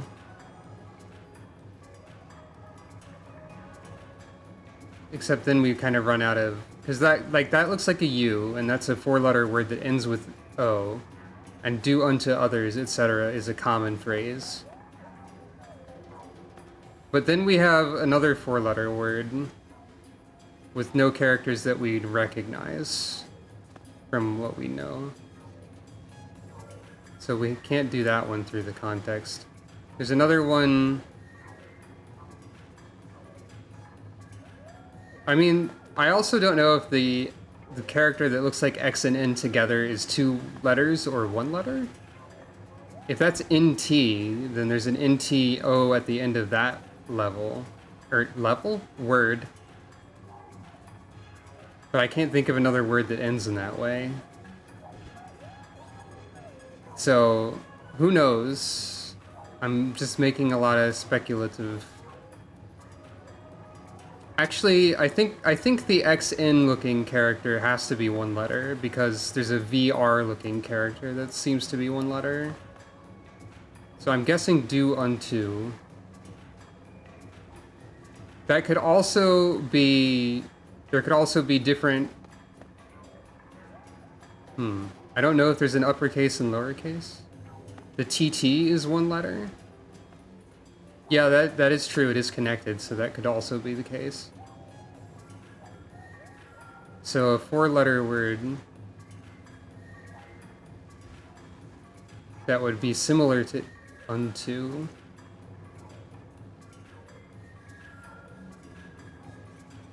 Wait, no, but except if the XN is 1 character, that's a 3-letter word. And not unto.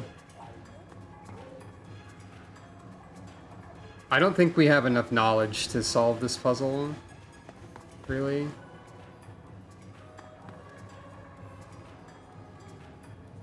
Unless there's another word we can assume in here.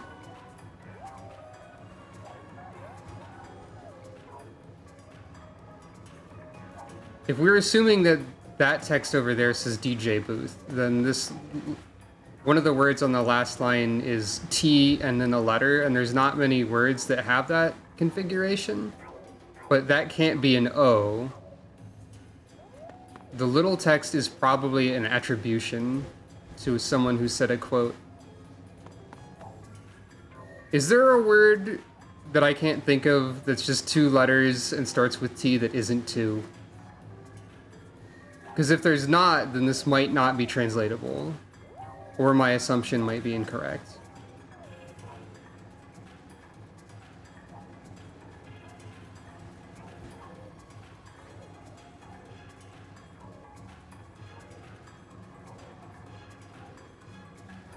Tie?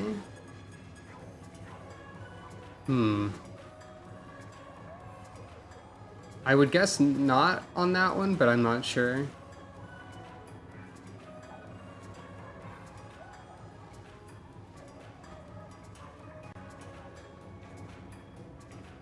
I can be fairly confident that the first word is do.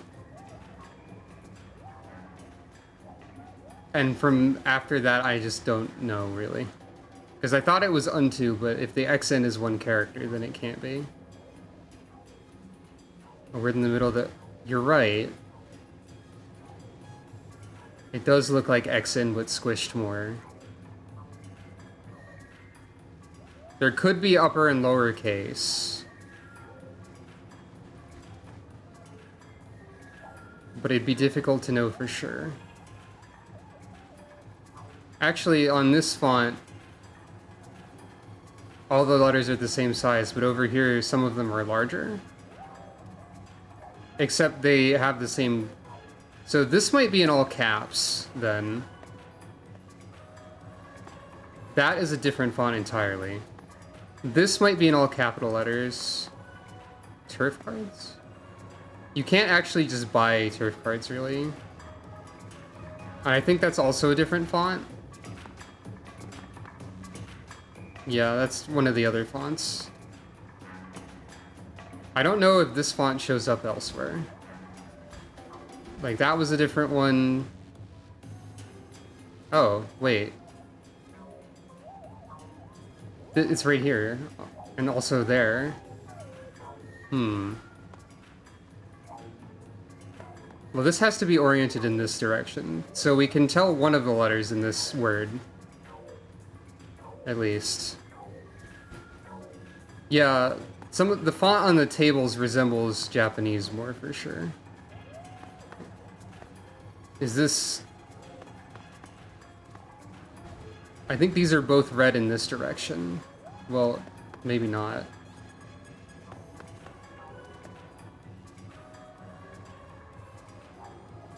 This one is confusing me. Okay, no, it is red in this direction because the letter I'm assuming is O has the mark on the left side. So... It's also possible that some instances of these are in the resembling words way, and some are in the, there's also words there. Some of these could be designed to resemble English characters in English words, and some of them could be designed as nonsense characters, and some of them could be designed as actually corresponding to an alphabet. It's unclear. What word would you put in front of a bar counter that has D as the second to last letter in it?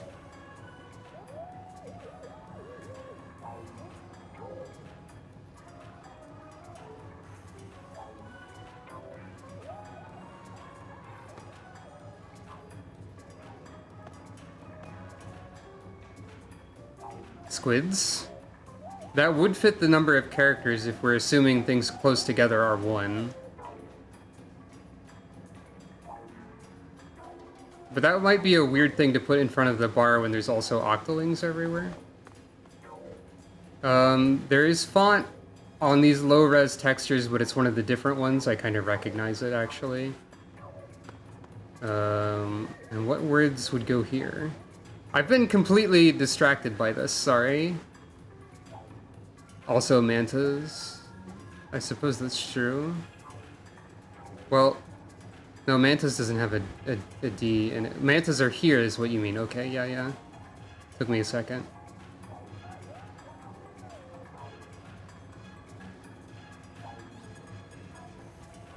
Yeah, there's only like 2, okay, so... If this is DJ booth, that means this 4-letter word here starts with a J. J-O. This could be nonsense, because I don't think there's too many words. Some of this could be translatable and others could be not translatable, so it might not actually help.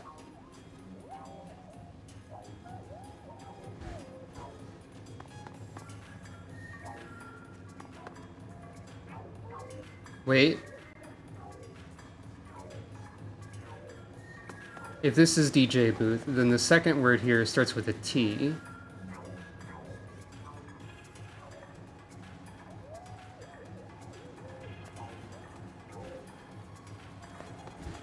Except there's not a... The reason to think it's English is that all of the translatable fonts have corresponded to English letters in Splatoon, and not Japanese. So there's a lot of precedent to assume that it's English, basically. Venues. That's true, and that's entirely possible. They already kind of had no rules.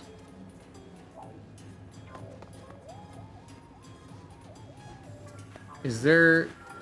Okay, so if I'm assuming... I'm still working on the assumption that that might be DJ Booth. Is there any... Is this B character... This B character shows up at the end of the second word here. So that is making me think that actually this text doesn't mean anything.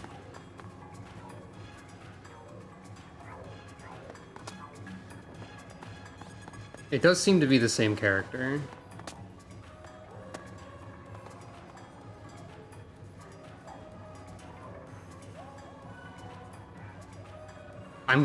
I'm getting the impression that this font here does not actually translate to any meaningful text. B is also right here. And, so this is B blank blank blank D blank. Yeah, some of this might not actually mean anything. This could also just be designed to, like, make you think it says DJ Booth or something similar, but not translate to that, actually. And also, this could also be... Wait, you can go back here? I thought there was an invisible wall right here. This could also be nonsense.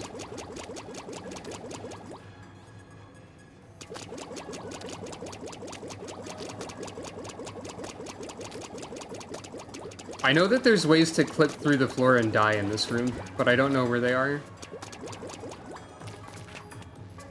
Yeah, this whole area is kind of weird. If you have enough people on your friends list and enough people with holograms, I believe there can be holograms up here, because yeah, there's a hologram generator right there. Or the hologram projector, rather. So it can project a bunch of holograms up here. This might just be another spot to put people. Sorry, I've been completely derailed into... Oh, there's more of that font set over here, too. This is the same.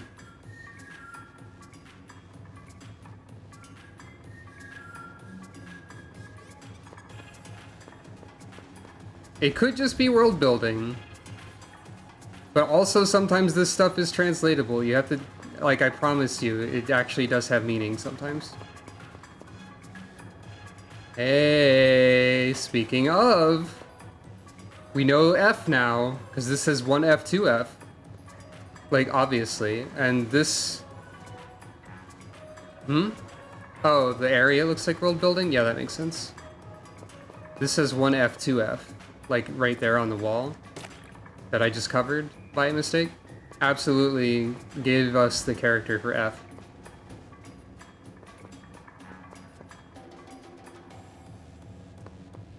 I need to clean that off.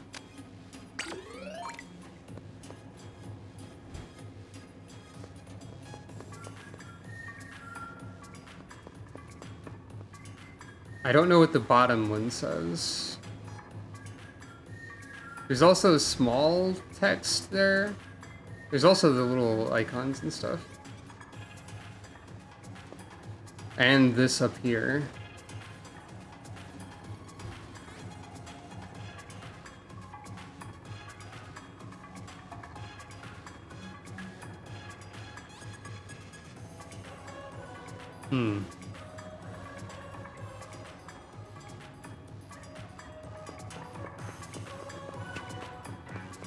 Yeah, that much is true. Okay, this is a different font. So that's not helpful. That's also a different font.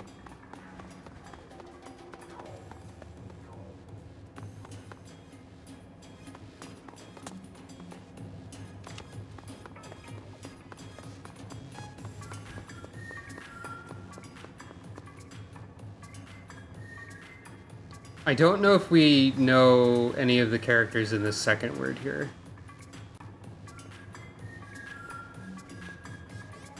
But I think we know some of these.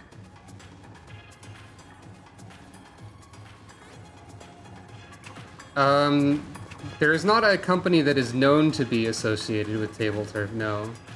Wait a minute. Is that the same font, or is that a different font? No, that's a different font, I'm pretty sure. These three this sticker here, I'm pretty sure that's a different font entirely.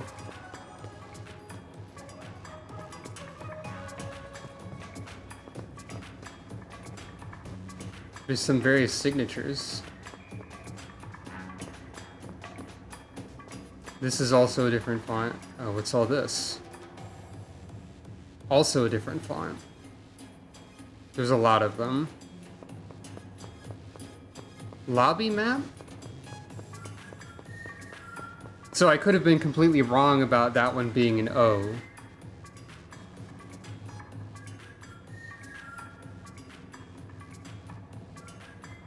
Which would make the text next to the actual DJ booth meaningless, because it would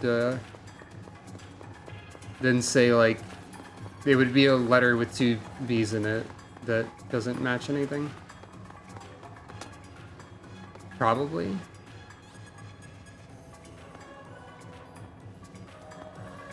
This is probably the made to resemble English words and without regard for what the characters translate to here, if we think this one over here might be lobby map.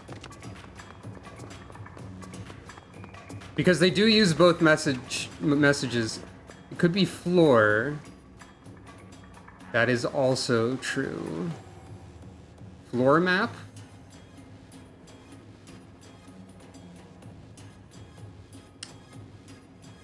I feel like I should break out a piece of paper or something at this point. Maybe this is something I'm better off doing on my own time, though. Rather than spending all of stream on it. This is what I've become interested in Splatoon, by the way, is like this kind of stuff. I've been absorbed by this kind of stuff.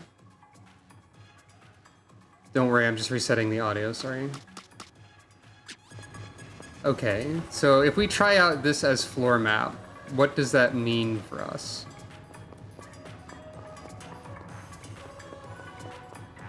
Exactly. Like, okay, I'm going to start needing to take, like... I need to take a picture of these characters, because I don't have the memory for this.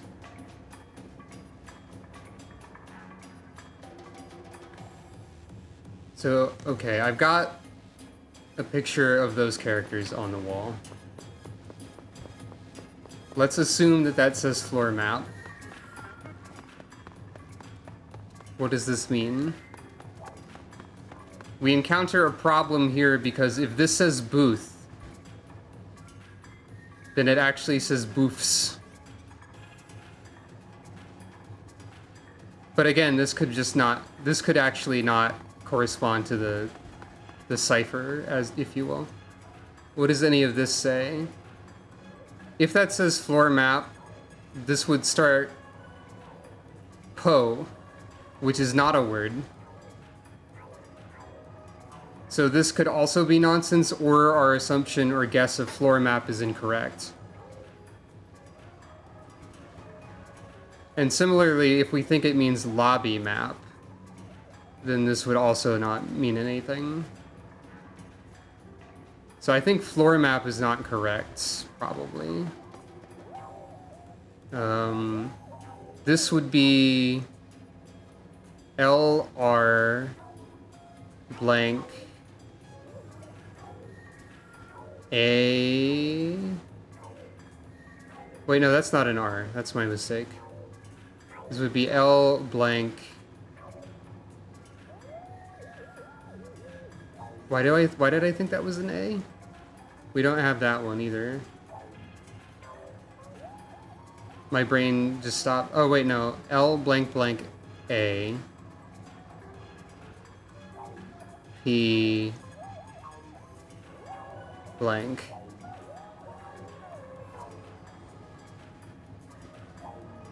No, that's not the same as the M character, because the M character doesn't have the line at the bottom connecting the two. The M character is open at the bottom. if we're thinking it's M. So it would be L blank blank A P blank.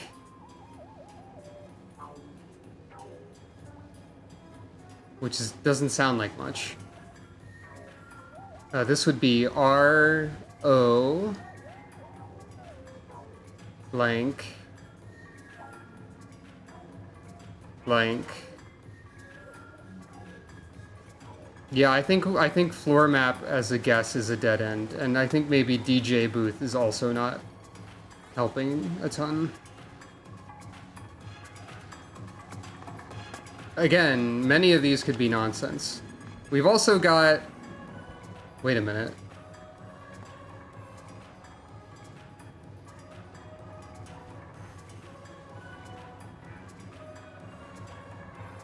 New theory. This is not one-to-one with English. This actually spells some things like phonetically or cuts out vowels. Because if we read this as like L-O-K-K-R, R-O-O-M, and locker room, which is literally what this is. Or it could be designed again to resemble the phrase, the words locker room, and not actually translate.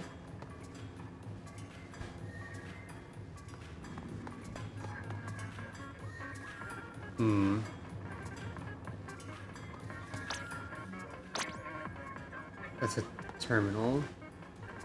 That would use me... Would that... Oh, you're right. Yeah, you are correct. Lacquer room? Could be A? Like, it could be, like, misspelled English or something.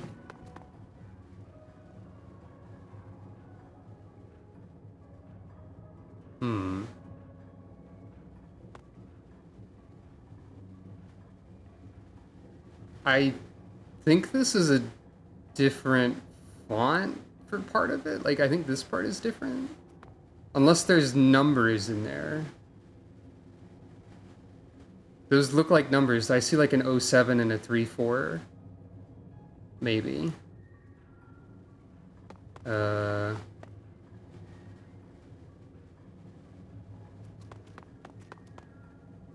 Okay, that word and that word are not the same also.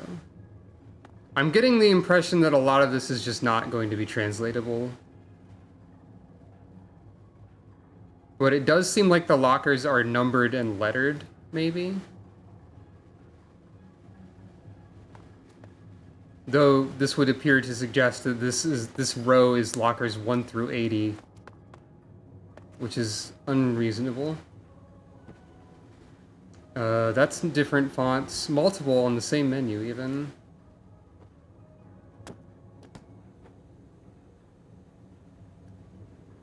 Also different.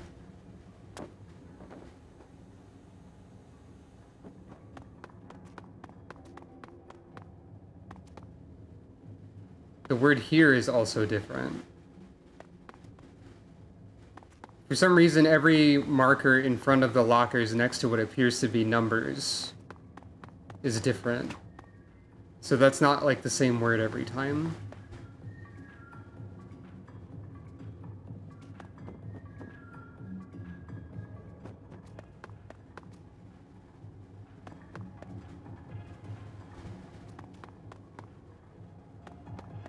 The font on this sticker could be the same as this font, potentially. Oh boy. Okay, I should just play the video game, I think.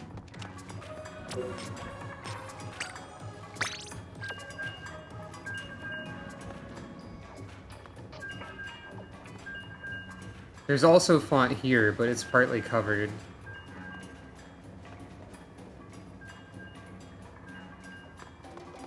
And here. And here. And there. This probably says exit.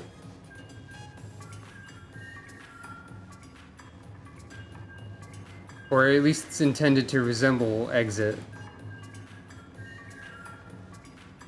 Does that mean anything to us?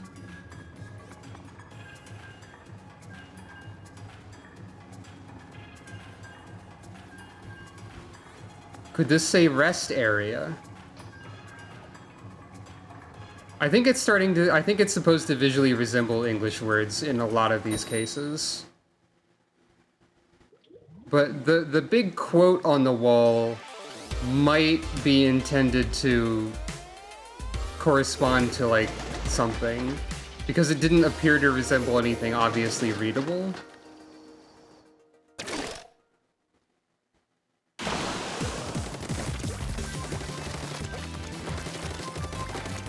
And also, I just really want to know what that quote says.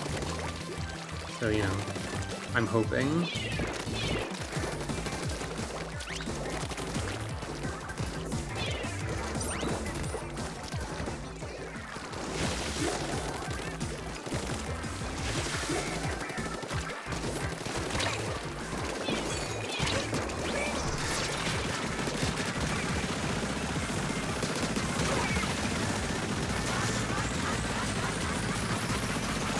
Well, that was a pretty good use of the crab for once.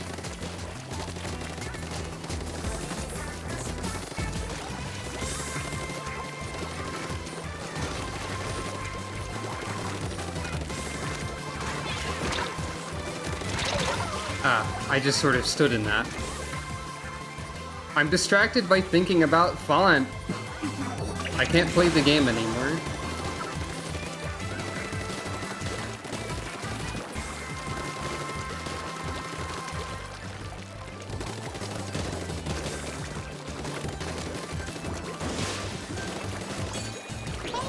There's actually 3 blobbers in this game.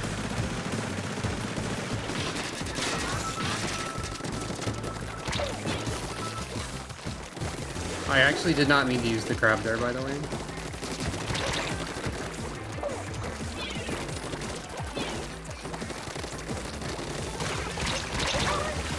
Okay, don't just ignore those.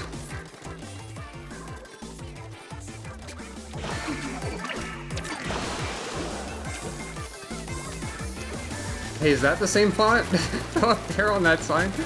No, right? Can't be. Oh, okay, seriously. I need to not get distracted in the middle of a fight. Preferably. If that was the same font up there, that would be weird because this is an old level.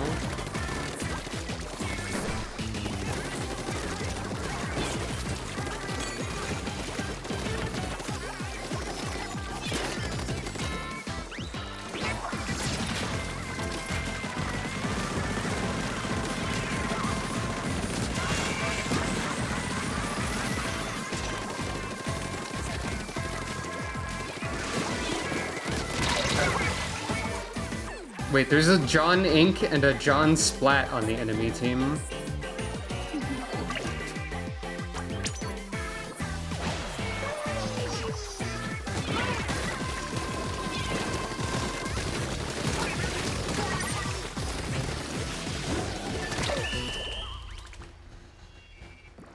The stairs in the lobby have numbers on them that don't count properly? Hmm.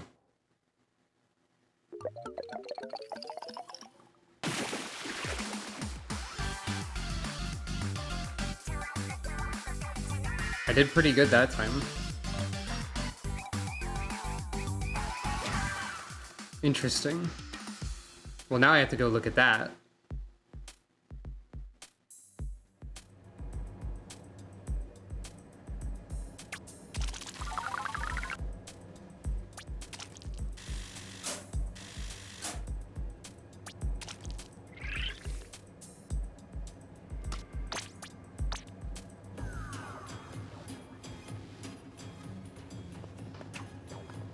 I'm pretty sure this is intended to resemble the phrase rest area. And that's exit. Except, yeah, these are definitely designed to resemble the phrases, because if that's exit and that's rest area, they already don't match, because the character is being used for A and E. Although, there is precedent for a language in Splatoon, or a font in Splatoon, using the same character for multiple letters. But also, if this said rest area, then it would have a different E than that one. So, okay, I'm guessing those are designed to, yeah. 1, 2, 3, 4, 5, 6, 7, 8, 9, 10, 11, 12, 13, 14, 15. No, they all line up. It's just that the numbers are alternating on which side of the stairs they're at.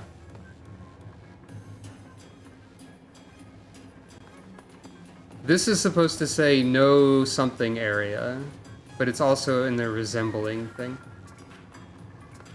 It says 2 instead of 9. Okay, yeah. Then the numbers are also just doing the resembling thing. Or 2 and 9 look the same in this font.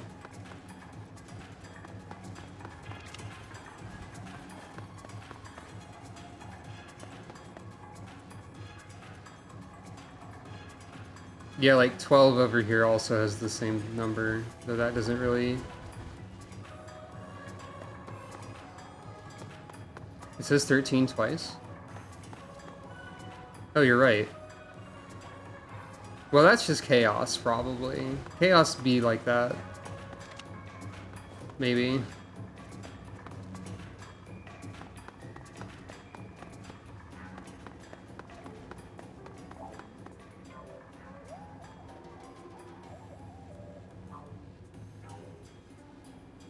God, this has to say something. Maybe.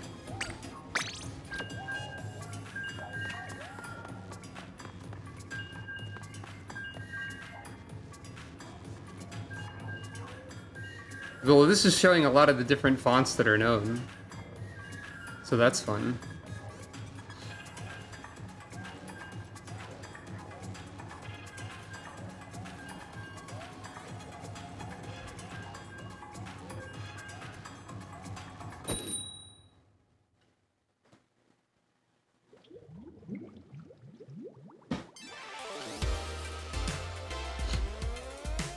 Gear versus gear again.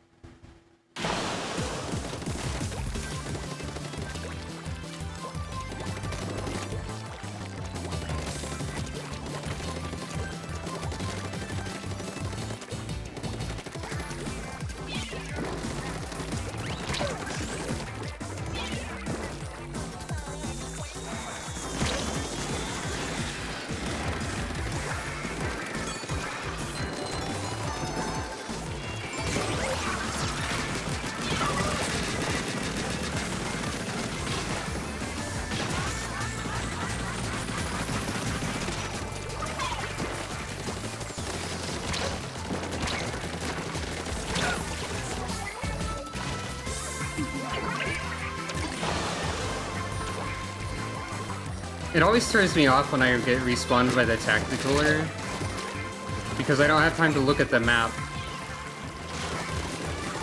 So more often than not... Okay. That's probably normal? More often than not, I just find myself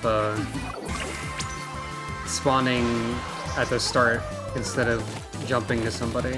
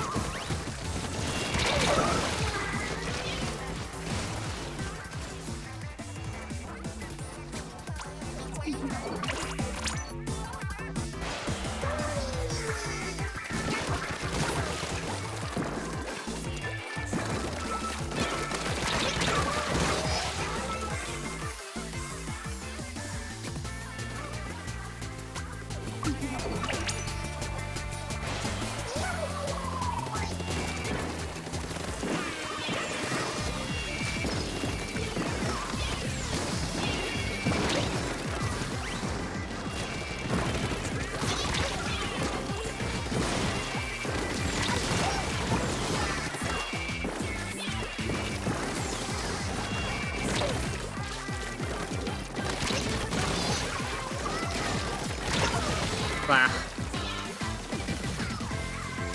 Not good enough at turning around and aiming to accomplish some stuff that I need to.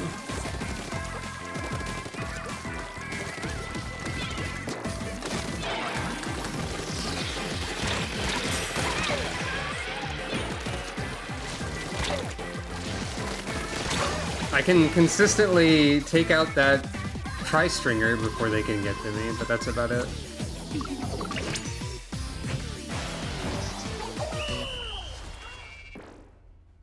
Feel like we probably lost.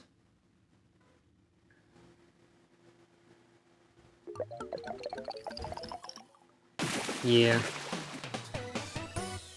Makes sense.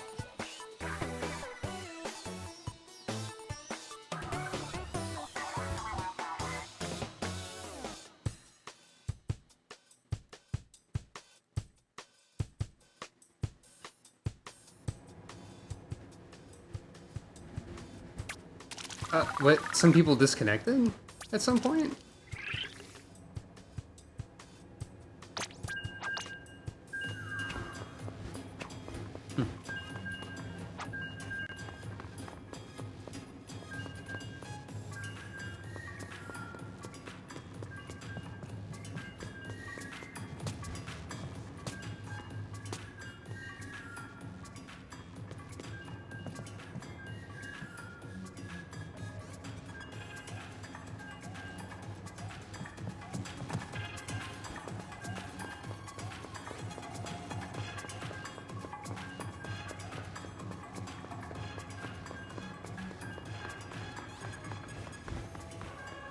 I guess, in conclusion, I'm definitely getting the impression that most of the text in this font is just taking the route where it resembles English characters and words, rather than translating directly to them, but I don't think the quote on the wall does that, and I really want to know what it says. Uh-oh.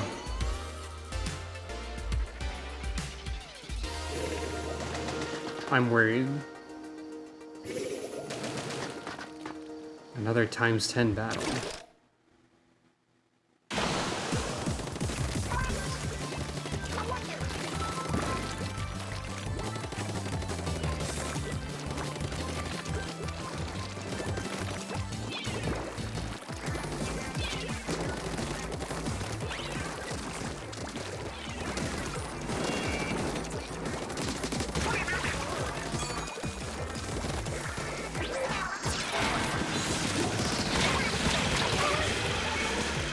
I wonder if I could have rolled or gone into the crab roll in order to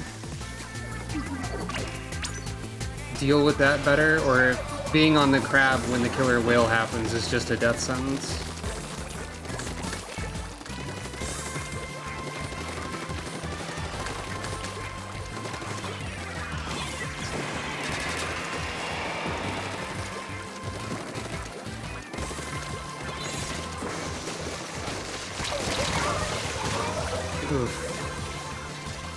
Foolish action.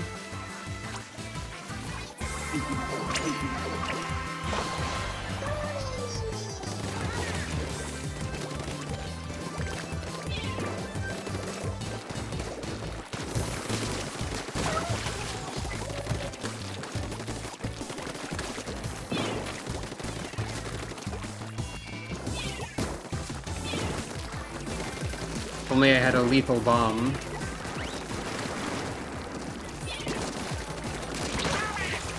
I can do that, though.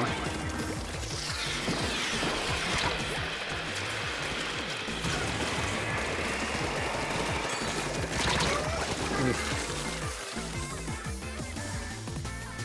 Really? Green is in danger? This could be bad.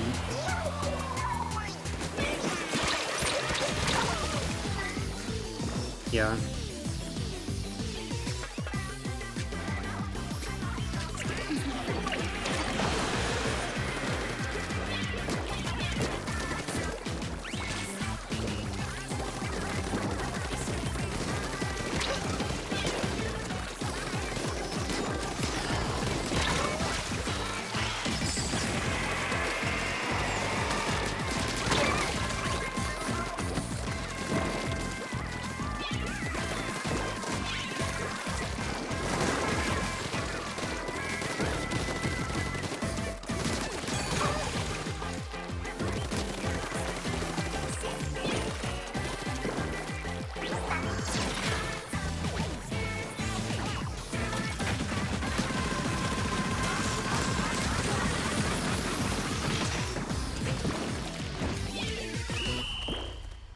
I don't know what was happening behind me, but I think...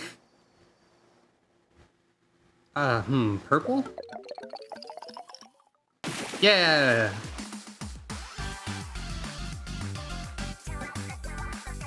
Splash-O-Matic seems pretty good.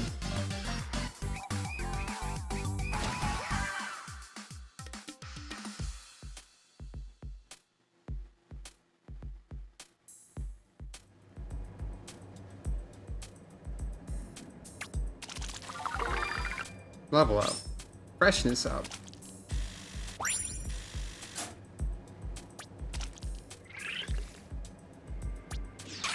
Third of these. I only ever got one of those in the pre-release one.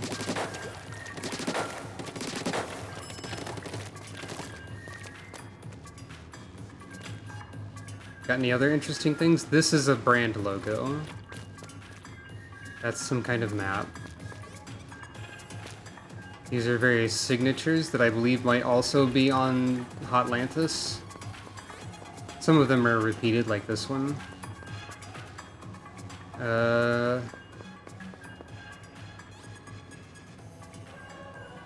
Yeah, that's... This doesn't immediately read as anything to me.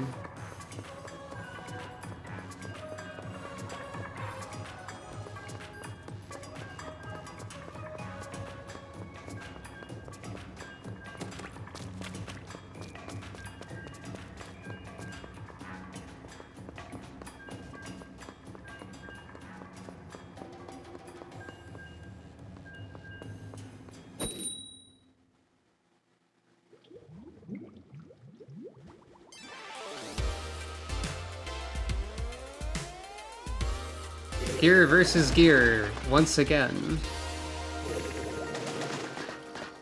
Will I see any tricolor?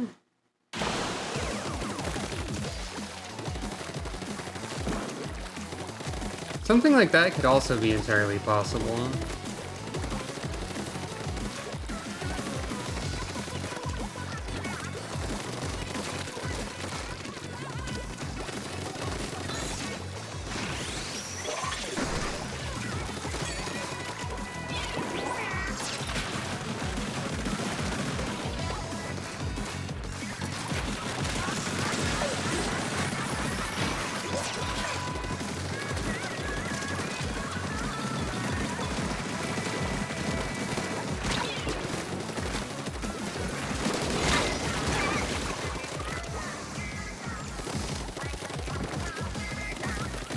Frankly, it's amazing that I lived.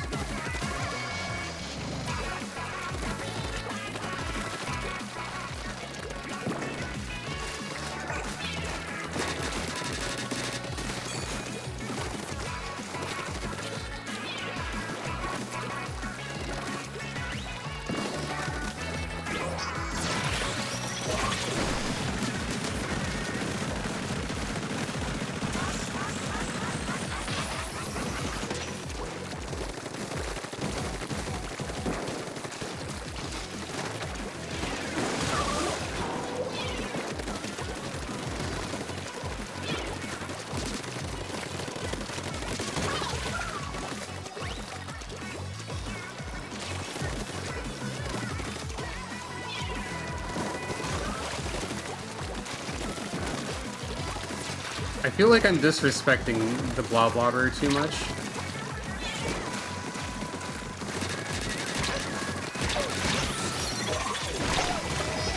Fair. I did not realize you had the super because I wasn't looking at that part of the video game.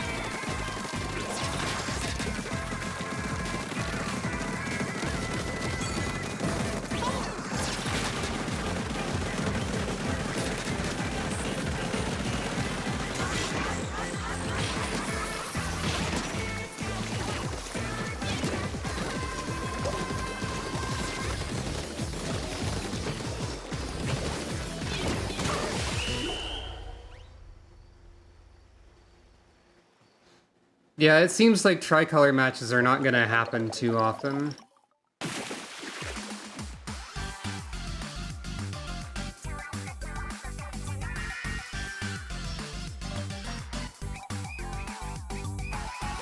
Also, I guess it's probably pretty likely that having 2 Inksaver sub with Burst Bomb is not necessary, but it seems to be working out pretty well.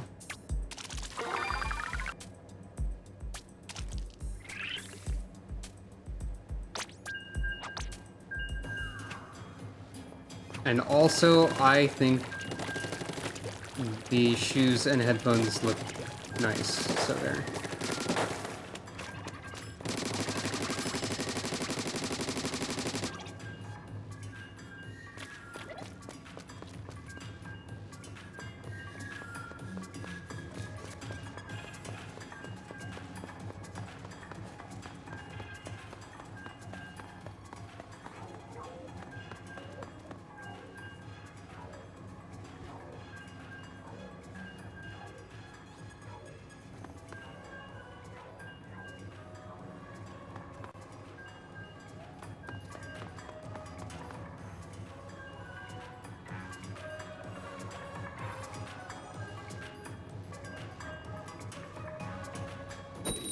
The jellyfish are having a good time.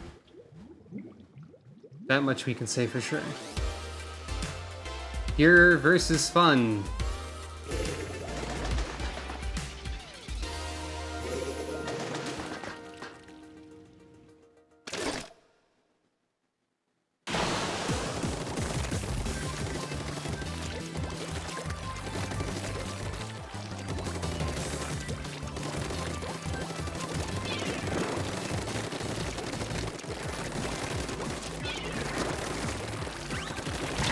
Ah.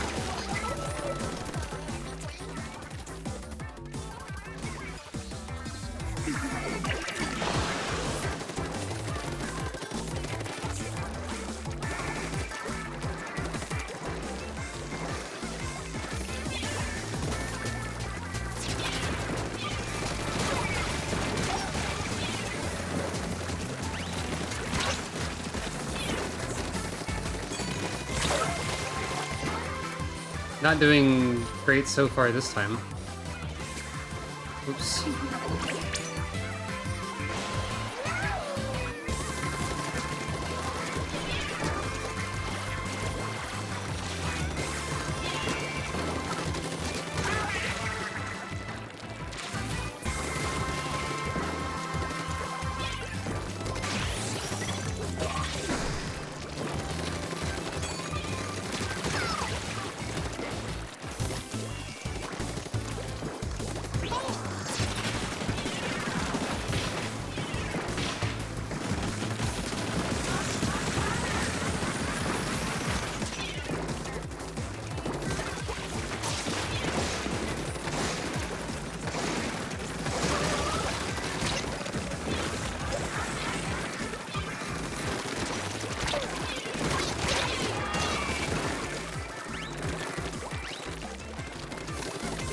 The Inksaver sub is probably giving me a lot more burst bomb to work with than I like normally would.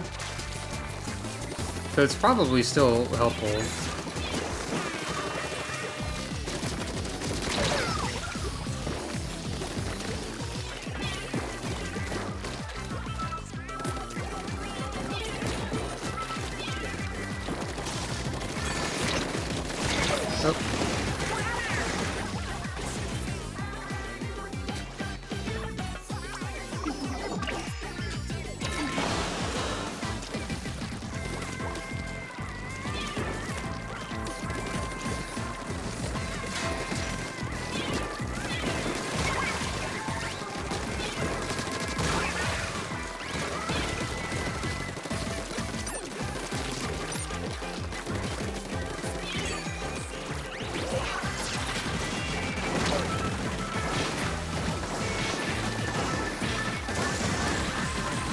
I think I just shot the inkjet out of the sky with the crab tank, like, bomb shot. Which is pretty cool. Or I hit, like, where they were going to land or something. I'm gonna save a clip of that and look at that later, maybe. Oh, we lost, though. Shoot. Still cool, though. Maybe.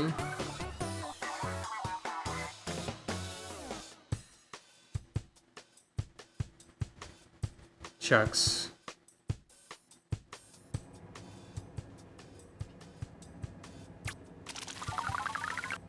That's true.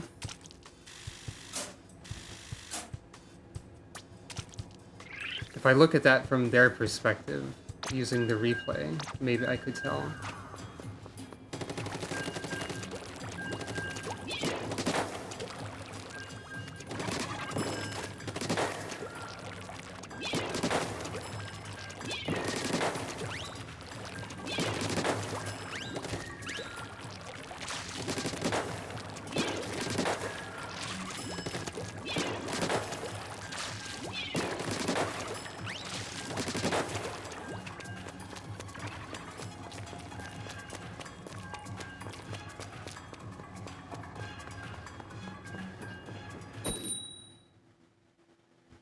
Probably like a few more matches, maybe, and then that'll be enough for now.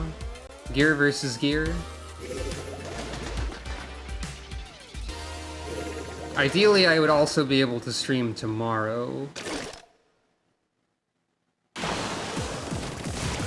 Oh, interesting.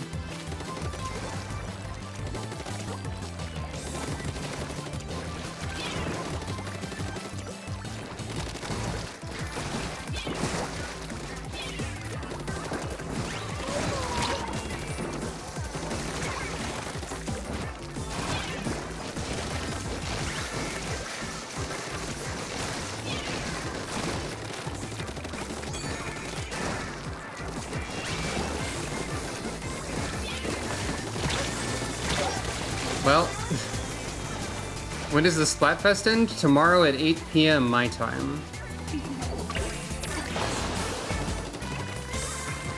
Which would be in about 21 hours, I think. 20 and a half.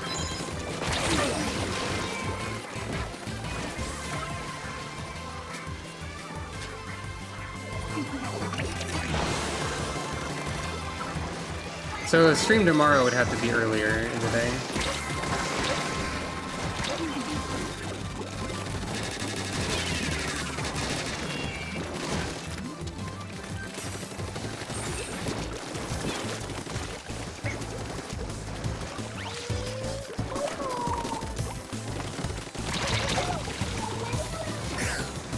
Ow.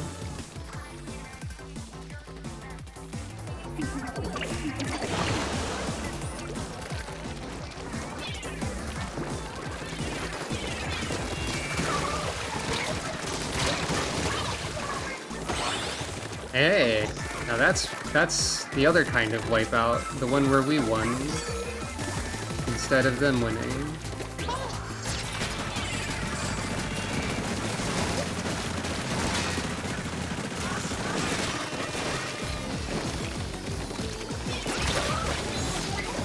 Except I tried to like spawn camp them too much and it didn't work.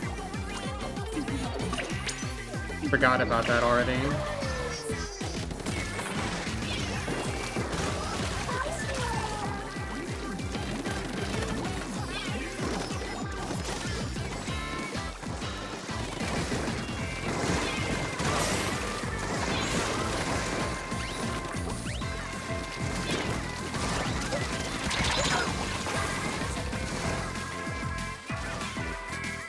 We almost could have like pushed it back, but I think they pushed it back again. So, you know.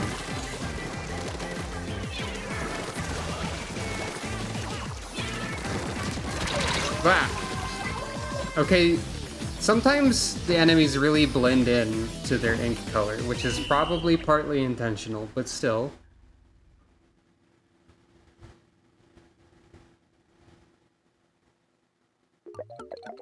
Interesting patterns of orange going on over there.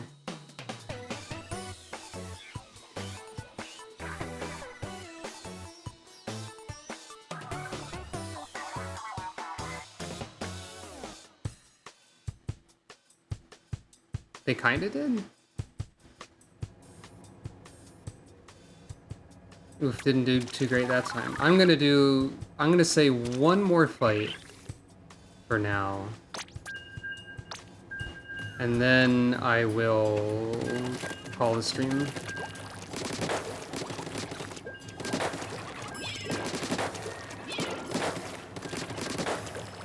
Because there's a little bit of stuff I have to do. Also, I need to try and sleep at good times, even though it's not been working any of the times I've tried that.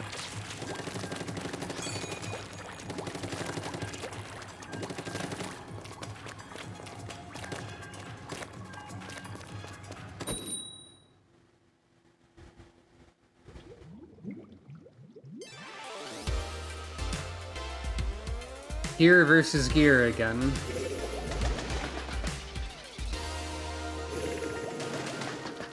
Oh no. A drawing of hating Team Fun.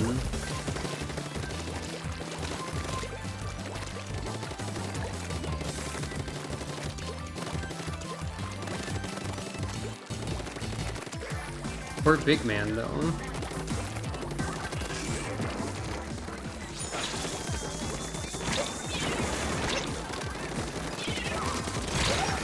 Well, that could have worked out if my aim were better, a little bit.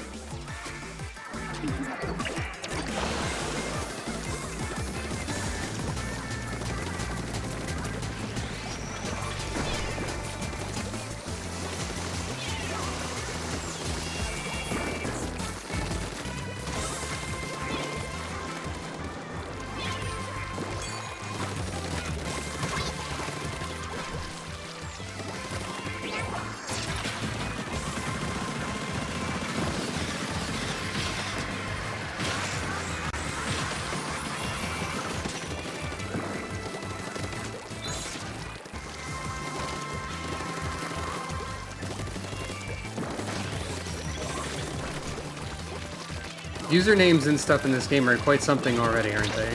Whoop.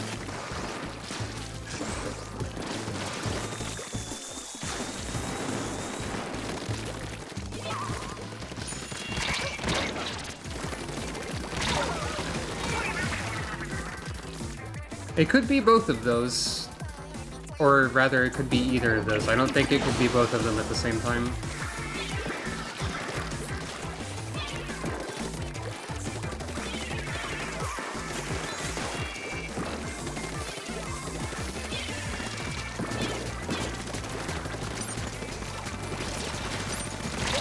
Dang it. Well, at least that person got.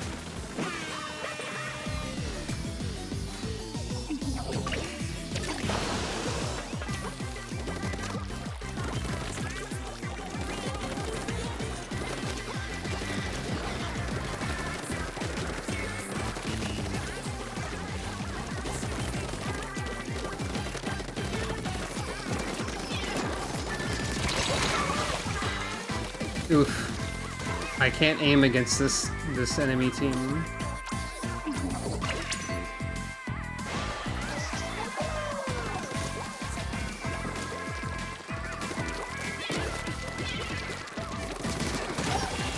Well, I did that at least.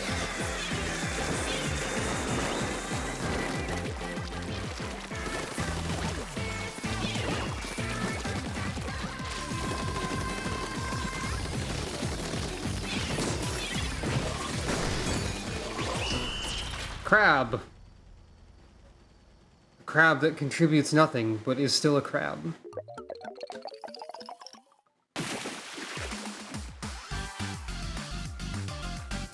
One gold medal. Okay. Not great. But some of those Splash-O-Matic matches were pretty good.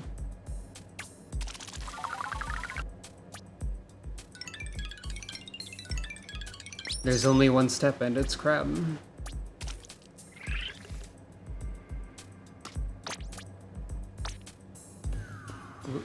Alright, I think I have some other stuff. I think, yeah. I got some of these. Oh, it's the Tony Kensa banner. Neat. I've seen a number of people with that. And what is this? Quick respawn ticket. Fair enough. Harmony, what do you got?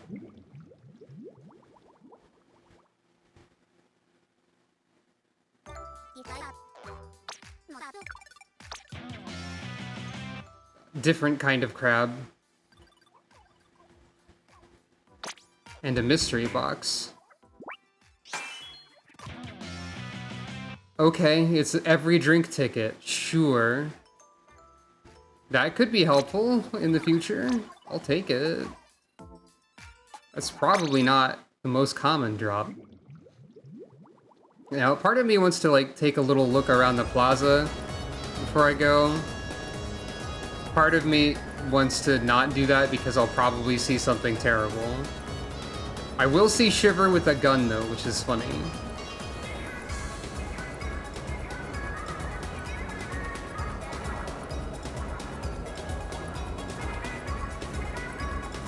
I guess I'm doing it.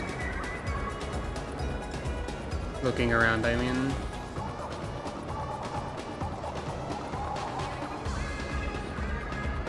Quite a variety of art pieces to observe here. Burger.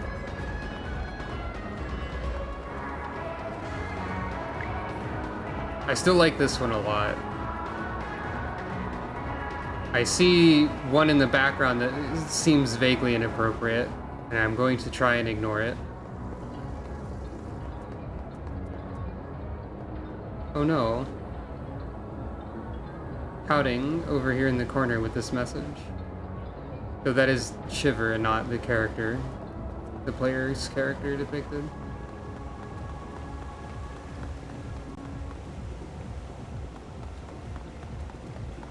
Now that's a nice one. Big Man's just having a nice time in this image.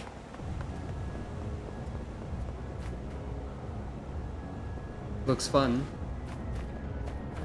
I like that the staff also dances.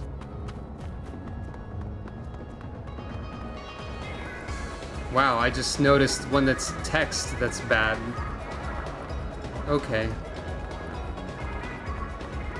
I panned it off of the screen. Also, I like how these jellyfish are just sitting in the studio still partying when there's nobody else in here.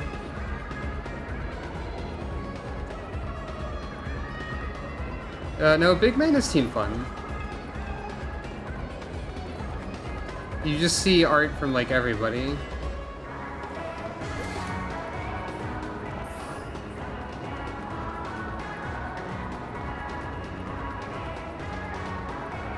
That's scary.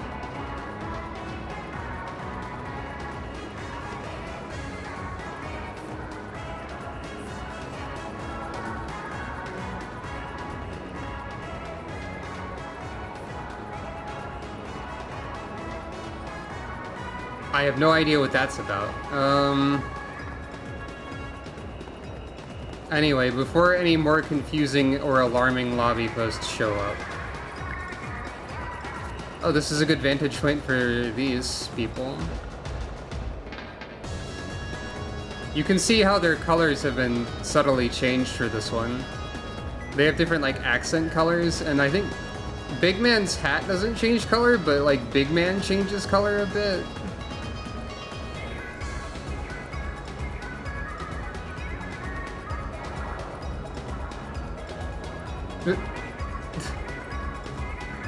Probably just did finger guns after sitting down, I guess.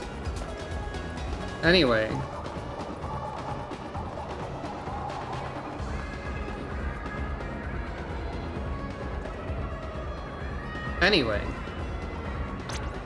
Thank you all for watching.